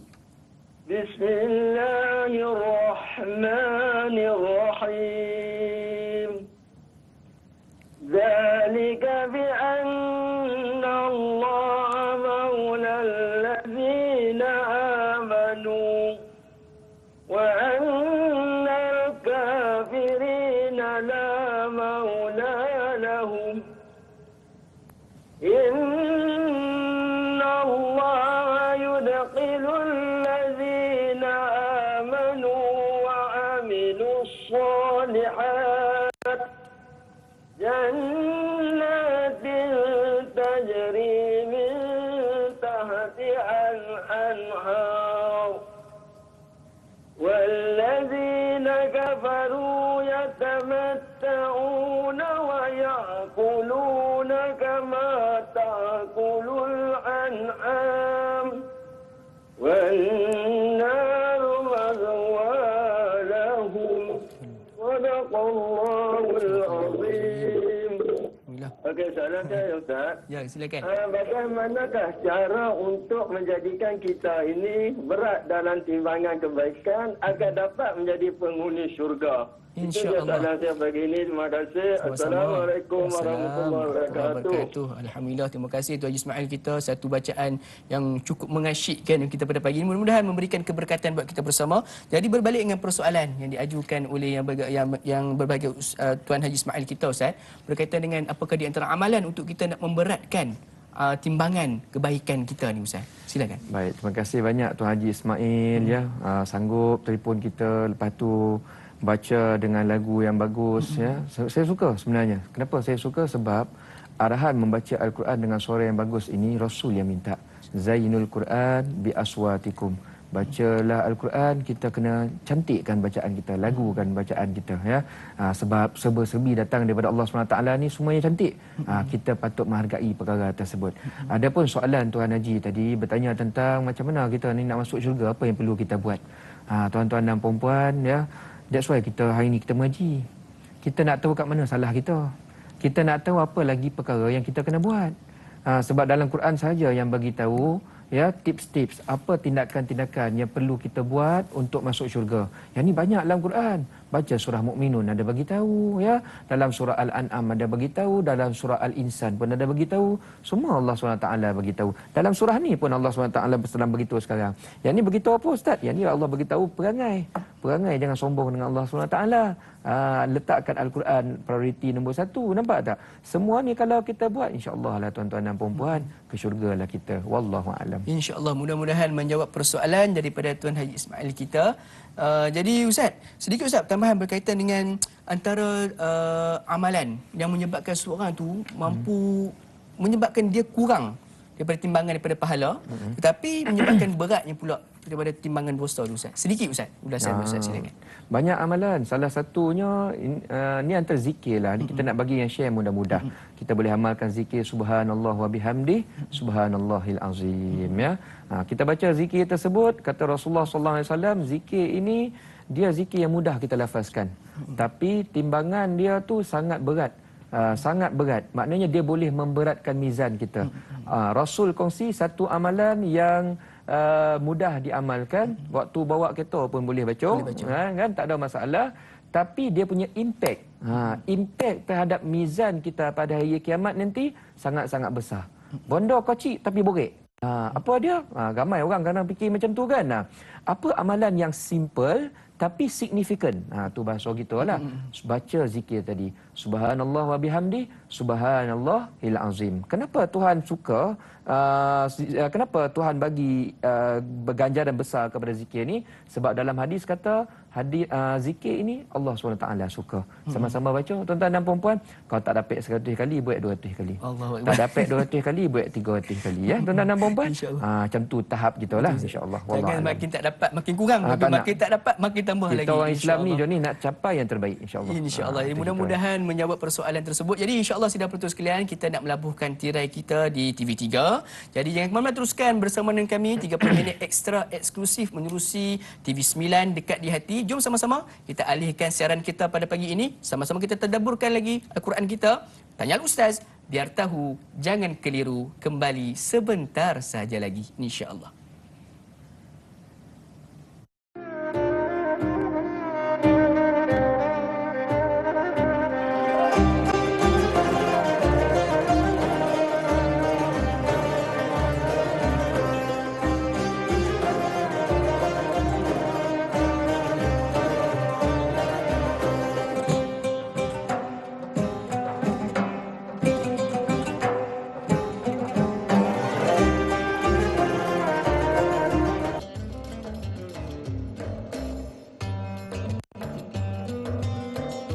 Alhamdulillah sidang penonton sekalian, kembali kita bertemu dalam secara langsung rancangan Bual Bicara Agama nombor 1 di Malaysia, tak lain dan tak bukan Tanyalah Ustaz. Biar tahu, jangan keliru. Terus patuhi SOP, jaga penjarakan sosial, sentiasa memakai pelitup muka bila anda berada di luar dan pastikan kita sentiasa mencuci tangan kita. Mudah-mudahan dengan kita berdisiplin dengan arahan yang telah dikeluarkan oleh Kementerian Kesihatan Malaysia ini, insya-Allah suatu hari nanti tidak mustahil kita akan berjaya memutuskan rantaian COVID-19 di negara kita ini, insya-Allah. Amin rabbal alamin. Jadi sidang penonton sekalian, kita masih lagi berbincang berkaitan dengan topik daripada surah Muhammad ayat 11 hingga 15. Kiranya ada sebarang persoalan yang ingin diajukan kepada kami seperti biasa, boleh untuk hubungi kami secara terus di talian 1800 881677 ataupun menerusi talian Facebook kami di Tanyalah Ustaz TV3. InsyaAllah soalan-soalan yang menarik kita akan ajukan kepada yang berbahagia Ustaz Ashraf Ayub kita untuk sama-sama kita mendapatkan jawapannya, insyaAllah. Jadi Ustaz, kita nak teruskan dengan persoalan yang berikutnya daripada sahabat Facebook kita, daripada Al-Ali Ali. Assalamualaikum warahmatullahi wabarakatuh. Waalaikumsalam warahmatullahi. Ayat ke-14, Allah Subhanahu Wa Taala membandingkan orang beriman dan orang yang ingkar. Bagi yang tidak beriman, mereka memandang amalan kejahatan sebagai indah. Apakah yang menyebabkan mereka tidak nampak amalan kejahatan itu sebagai satu yang keji? Mohon pencerahan Ustaz agar tahu dan tidak keliru. Terima kasih. Ustaz, ni adalah antara perkara yang banyak berlaku pada zaman sekarang ni. Anak-anak muda kita terutamanya, mereka menampakkan benda yang salah itu adalah satu benda yang indah. Pandangan Ustaz, silakan. Baik, terima kasih banyak kepada tuan-tuan dan puan-puan yang masih sudi bersama dengan kita di dalam rancangan Tanyalah Ustaz, biar tahu janganlah keliru. Bagi anda yang masih lagi mengikuti rancangan kita, kalau tengok daripada TV lah, kita baru berhijrah tuan-tuan dan puan-puan. Kita hijrah daripada TV3 tadi. Tu tadi TV3 sejam setengah. Sejam setengah. Sekarang ni kita kat mana? TV9. Lebih kurang setengah jam sebab kita nak bahaskan ayat 14 dengan ayat 15. Ada dua lagi ayat, insya-Allah. Baik, ayat yang ke-14. Terima kasih saya ucapkan kepada yang bertanya tadi yang berkaitan tentang kenapa ada orang kita ni tuan-tuan dan puan-puan dah tahu benda tu salah, tapi masih lagi dia nampak benda tu betul. Kenapa perkara ni boleh berlaku? Jawapannya tuan-tuan dan puan-puan, kita nak kupas ayat yang ke-14. Afaman kana ala bayyinatin min rabbih kaman zuyina lahu su'u amalihi wattaba'u ahwa'ahum. Allah SWT kata, orang yang beriman, orang yang hidup atas wahyu, orang yang pegang Al-Quran dengan orang yang berpegang pada nafsu, ya, mereka ni cara mereka hidup tak sama. Tak sama tuan-tuan dan puan-puan. Maksudnya cara hidup ni apa? Lifestyle dia. Apa yang mereka percaya. Tak sama. Orang yang beriman, mereka percaya orang-orang yang penting dalam hidup mereka adalah para alim ulama. Tompek yang penting dalam hidup mereka adalah surau masjid. Perkara yang penting mereka lakukan bila mereka dapat duit ialah nak fikir tolong orang lain, bersedekah, berzakat dan sebagainya. Mereka semua fikir macam mana nak memuaskan Allah Subhanahu Wa Taala dalam hidup mereka, itu first priority. Adapun orang yang hidup ikut nafsu, mereka fikir first nak enjoy diri sendiri, tu first. Second, dia nak layan ego dia sendiri, tuan-tuan dan puan-puan.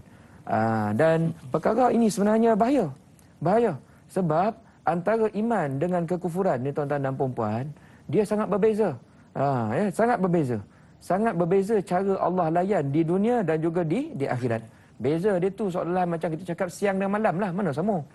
Satu gelap, satu cerah. Tak sama tuan-tuan dan puan-puan, ya. So seperti yang dikatakan oleh Da'i Luqman tadi, banyak orang muda macam tu, ya. Saya tak nafikan orang muda pun macam ada pemikiran macam tu, tapi dalam masa yang sama orang tua pun lagi banyak. Orang tua lagi banyak. Jangan kita fikir kita ni dan ni dah baik, ya. Tak. Apa masalah kalau orang tua ikut nafsu ni pula tuan-tuan dan puan? Ni tok guru saya cakap. Saya bila saya dengar dulu beliau cakap, tok guru saya cakap, rasa macam kena slap tuan-tuan dan puan. Baru perasan salah kita orang tua-tua ni kat mana. Kita kadang fikir orang muda ni berenjoy ya kerja ikut nafsu kan, tak nak pun pergi masjid. Kita ni pun ada juga nafsu kita ni. Nafsu orang tua kat mana? Ni cerita tuan-tuan dan puan. Tok guru kami dulu cakap. Beliau kata orang tua ni dia ada satu masalah, dia ni banyak layan ego dia pula. Layan ego. Layan ego dia pula. Layan ego macam mana pula?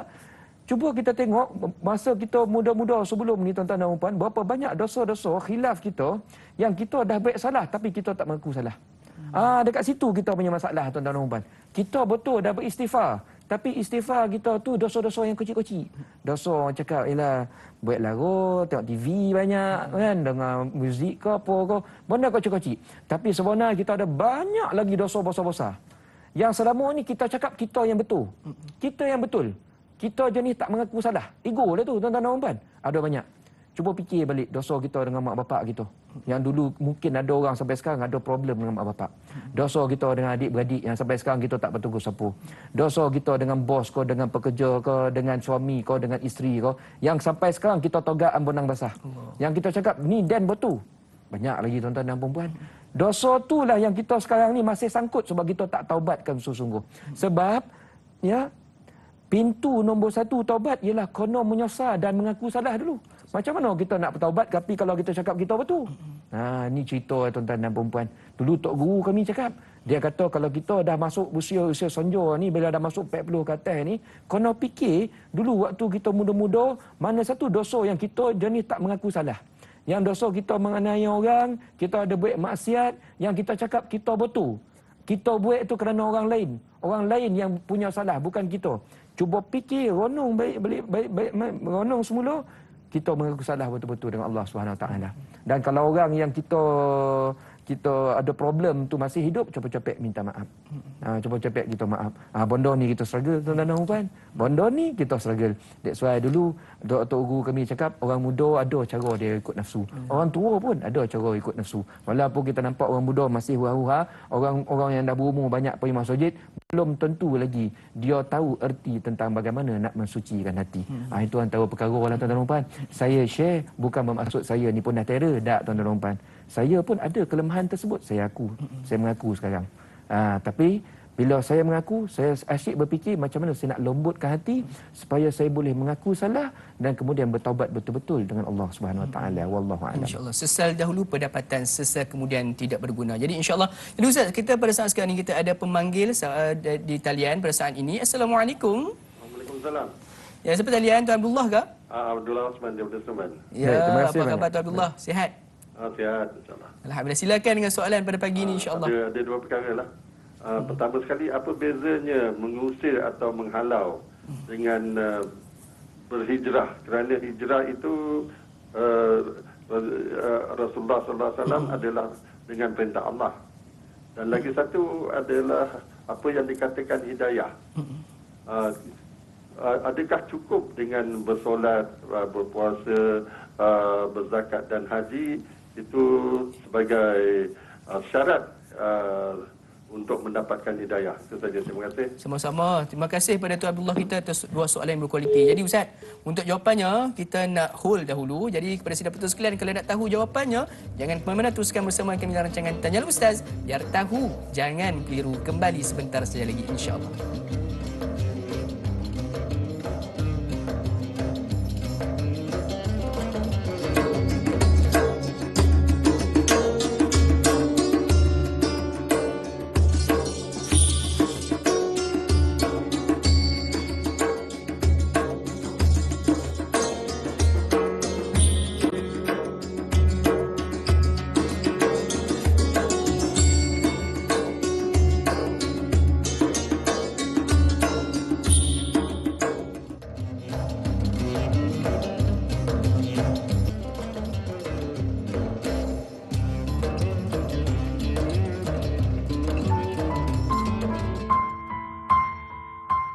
Bismillahirrahmanirrahim.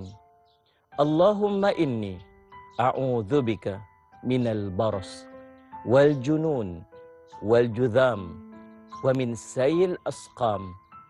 Ya Allah, sesungguhnya aku berlindung denganmu dari penyakit sopa, gila, kusta dan penyakit-penyakit yang buruk. Amin ya rabbal alamin.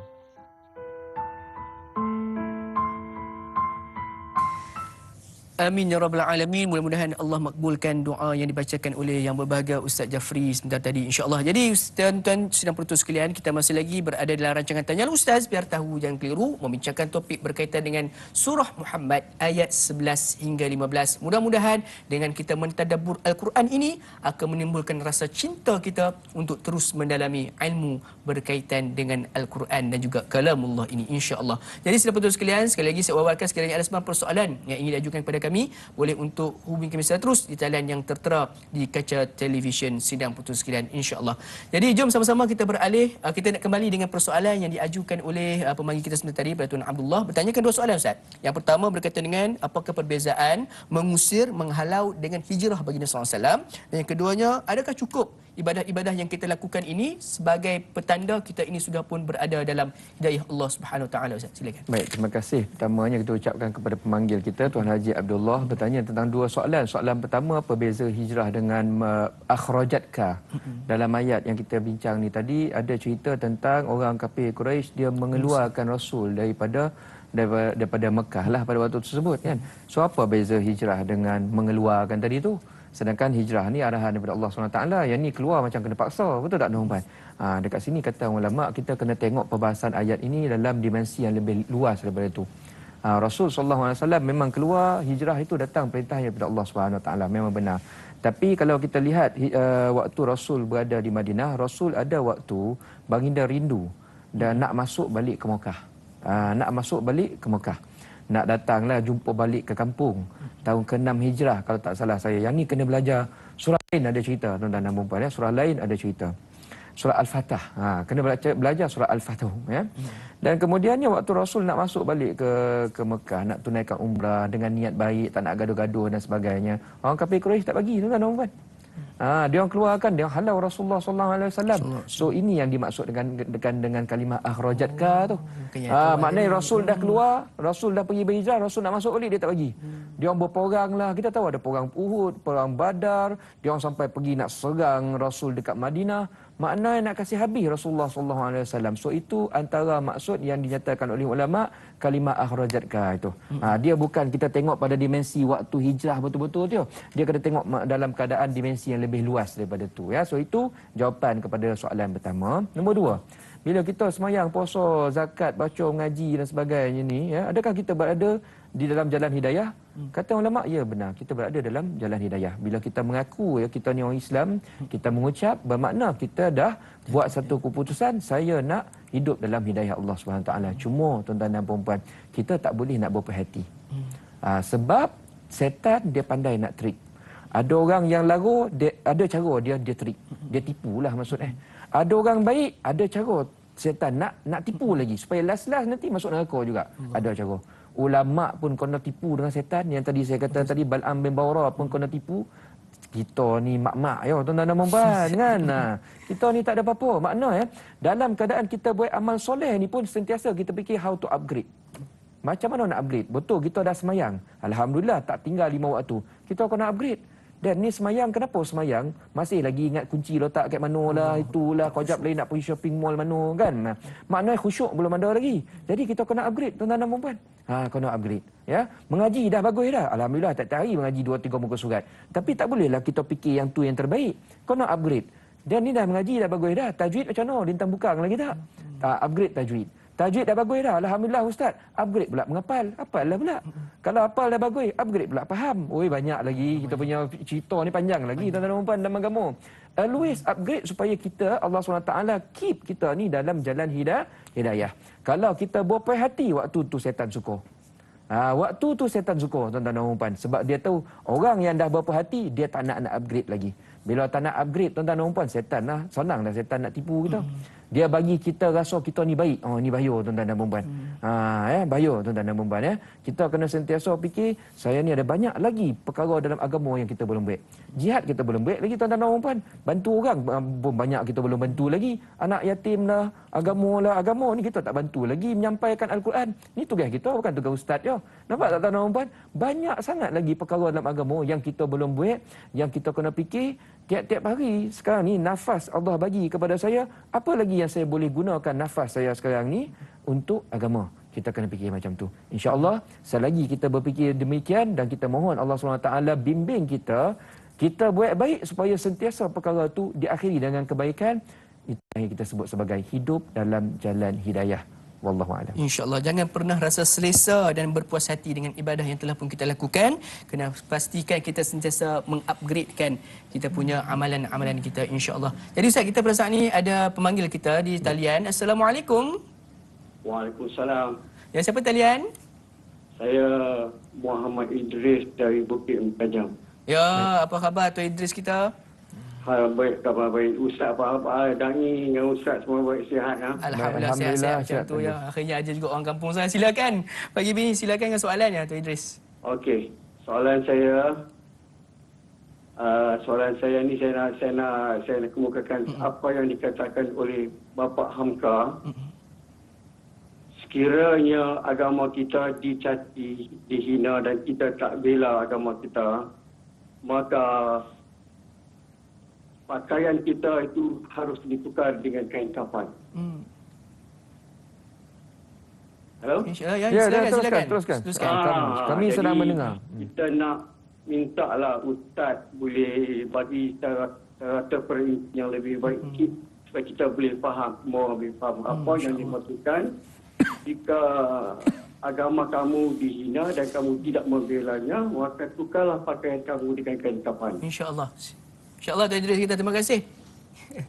Okey, jadi satu soalan yang cukup menarik berkaitan dengan kata-kata pada Buya Hamka. Sekiranya kamu merelakan agama kamu dicaci, dihina, lebih baik kamu tukarkan pakaian kamu dengan kain kafan. Ustaz, silakan. Baik, terima kasih pertamanya kepada Tuan Haji Idris yang menelpon kita dari utara. Dari utara, Bukit Tajam. kita kena cakap utara lah, walaupun saya ni bukan orang utara, tapi saya cubalah slang utara, betul tak tahu lah. Silakan. Baik. Cerita tentang agama kita ni bila dihina, tuan-tuan dan puan-puan. Dan kemudiannya ni kata Pak Hamka. Sebenarnya Pak Hamka ni kita kena faham, beliau ni satu ulama yang multidimensi.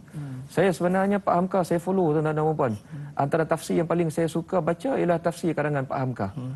Tafsir Al-Azhar. Tuan-tuan dan puan-puan, kalau nak kononlah anda bertanya, tafsir ni ada macam-macam Ustaz. Mana satu yang bagus untuk saya start baca? Cadangan saya tafsir Al-Azhar. Sebab tafsir Al-Azhar, Pak Hamka dia tulis, dia ada elemen tafsir, dia ada elemen tadabbur. Dua-dua sekali, two in one. Dan kemudiannya kita suka baca sebab contoh yang dia bagi itu contoh orang Nusantara bagi. Kalau kita baca tafsir yang orang Arab tulis, contohnya tafsir Fi Zilalil Quran, bagus. Tapi dia banyak bagi contoh based on kehidupan kat sana. Nanti kita macam tak kenal sangatlah. Dia cerita nanti perang Arab lah kat sana kan. Tapi Pak Hamka cerita yang bagus-bagus. Baik, itu dimensi pertama. Beliau selaku ulama. Tapi Pak Hamka ni juga, dia seorang penulis. Dia ada tulis novel. Novel, betul. Ya. Karamnya kapal betul. Ada kan, banyak kan dulu novel. So, kata-kata beliau ni puitis. Dia banyak guna analogi. Macam analogi yang beliau kata tadi lah. Kalau kita ni bila agama pun apa nama tadi? Dihina, dicerca dan sebagainya. Tapi kita tak rasa apa-apa. Lebih baik apa? Tukarkan pakaian kita pakai dengan kain kapan. Tukar pakaian, pakai kain kapan. Maknanya seolah-olahnya kita ni, agama dah tak hidup dalam hati. Orang cerca kita, orang hina Rasul kita, kita cakap, tak apa. Ataupun kita rasa, this is not my problem. Kita rasa macam tu. Mana Rasul dalam agama kita? Mana Tuhan dalam agama kita? Maknanya kalau kita tak rasa, ni cerita kalau tak rasa, tuan-tuan dan puan ya. Kita langsung tidak mengeluarkan sebarang reaksi. Betul lah kata Pak Hamka, kita macam orang dah mati. Mati apa? Badan hidup. Tapi ni, kesedaran agama dah mati. Sampaikan orang hina Rasul, orang hina Al-Quran, orang kata macam-macam terhadap agama, kita rasa it's not my business. Hati-hati. Maknanya, tuan-tuan dan puan-puan, kalau ada orang dalam keadaan sikap begitu, dia kena cek balik, dia ada iman ataupun tidak. Orang yang ada iman, dia akan sensitif. Dia akan sensitif. Para sahabat dulu orang hina Rasul, berperang dia tuan-tuan dan puan-puan. Sanggup perang, sanggup mati tuan-tuan dan puan-puan kerana Allah SWT dan kerana Rasul. Kita tuan-tuan dan puan-puan, at least tunjukkan sesuatu yang kita tidak suka, kita tidak bersetuju. Wallahu a'lam. Akbar. Jadi tepuk dada tanya selera, tepuk dada tanyalah iman. Adakah di manakah iman kita? Jadi insya-Allah Ustaz, kita sebenarnya sudah berada di penghujung rancangan ni. Di hujung-hujung rancangan pada pagi ini. Jadi kita nak raikan satu lagi soalan. Mungkin ini merupakan soalan penutup kita pada hari ini daripada Puan Anna Karnina. Assalamualaikum. Waalaikumsalam warahmatullahi.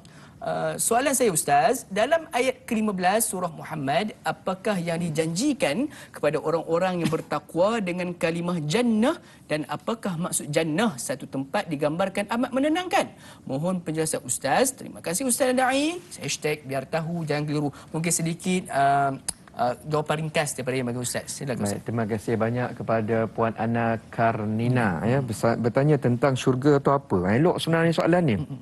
Kenapa elok? Sebab kita nampak orang ni dah teruja nak masuk syurga. Macam kita lah bila orang cakap ni ada rumah baru ni, rumah semedi 5 tingkat. 5 tingkat pula, 5 bilik, 2 tingkat. Harga punya rendah. Orang yang teruja, macam mana bentuk dia? Dia tanya. Sama macam puan kita, Puan Ana Karina ni ya. Dia dah teruja, syurga tu ada apa? Tempat relax ke? Ya betul, tempat relax. Sampaikan dalam ayat yang ke-15 ni Allah SWT kata syurga ni dia ada sungai. Tadi ayat 12 kata syurga ada sungai. Ayat 15 dia bagi tahu sungai apa. For sure kita akan bertanya, betul tak? Macam kita cakap lah, nak beli rumah semedi ada tu murah. Mesti dia tanya berapa bilik. Sama lah soalan ni. Okey, ada sungai. Sungai apa? Baik, dia bagi tahu dekat sini. First dia kata fiha anharum min ma'in ghairi asin. Ada sungai yang air dia tu tak berubah rasa. Maknanya sungai tu air biasa. Tapi air tu dia tak ada berubah rasa. Ya. Maknanya tuan-tuan macam ni, kita nanti masuk syurga kalau nak minum air sungai, tak payahlah fikir ni sungai ni tercemar, tidak air ada tumpah minyak ke apa kan. Nak berenang apa? Tak payahlah fikir tuan-tuan. Kita memang air tu bersih sentiasa. Dia tak berubah rasa, keadaan semua tak ada berubah. Confirm 100% dah cantik ya, dah bersih. Nombor 2 dia ada sungai, upgrade, lagi best. Wa anharum min labanin lam yataghayyar ta'muhu. Ada sungai daripada apa? Daripada susu. Jangan jenis tak masam, tuan-tuan dan puan. Nombor 3, dia ada sungai daripada arak. Dan arak dia bukan macam arak sekarang. Arak sekarang kalau kita minum bau busuk, minum pening kepala, beli dah harga mahal. Lepas tu mabuk. Maknanya semua problem, tuan-tuan dan puan. Minum kat sana, minum puas-puas, dia tak akan mabuk. Itu beza dia ya. Dan yang keempatnya tuan-tuan dan puan, wa anharum min asalim musaffa.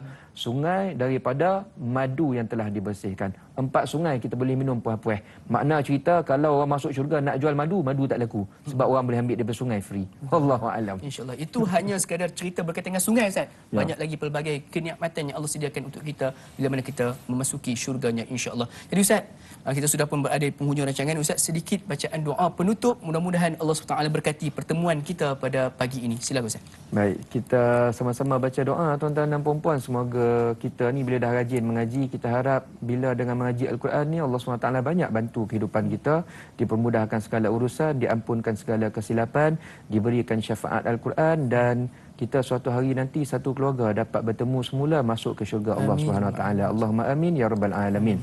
A'udzubillahi minasyaitonir rajim. Bismillahirrahmanirrahim. Alhamdulillahirabbil alamin wassalatu wassalamu ala asyrafil anbiya wal mursalin wa ala alihi washabihi ajma'in. Allahumma zayyinna bi zinatil Qur'an wa akrimna bi karamatil Qur'an wa syarrifna bi syarafatil Qur'an wa albisna bi khilatil Qur'an wa adkhilnal jannah bi syafa'atil Qur'an wa afina min kulli bala'id dunya wa azabil akhirah bi hurmatil Qur'an ya zal fadli wal ihsan. Wa sallallahu ala sayidina Muhammad wa ala alihi wa sahbihi wa sallam walhamdulillahi rabbil alamin. Amin ya rabbal alamin. Minna wa minkum taqabbal karim. Jadi Ustaz, jazakallahu khairan katsira di atas perkongsian ilmu pada hari ini. Mohon dihalalkan ilmu yang diberikan kepada kami pada pagi ini. Mudah-mudahan ilmu ini akan memberikan manfaat dan juga kita manfaatkan bersama insya-Allah. Jadi saudara betul sekalian, jangan lupa untuk saksikan sekali lagi bersama dengan yang berbahagia Ustaz Ashraf Ayub kita esok hari Ustaz. Betul. Bersama dengan Da'i Nizal sebagai moderatornya di dalam tafsir dan tadarus surah Muhammad ayat 16 hingga ayat yang ke-20. Insya-Allah mudah-mudahan dengan kita mempelajari Al-Quran akan melahirkan rasa cinta, rasa rindu dan rasa ingin tahu kita yang lebih mendalam berkaitan dengan kalamullah, kata-kata daripada Allah. Jadi saya dan Luqman mohon undur diri. Mohon maaf di atas kekurangan dan juga tersalah tutur kata sepanjang persiaran pada pagi ini. Jadi akhirul kalam wabillahi taufiq wa hidayah. Wassalamualaikum warahmatullahi wabarakatuh. Tanya Ustaz biar tahu jangan keliru.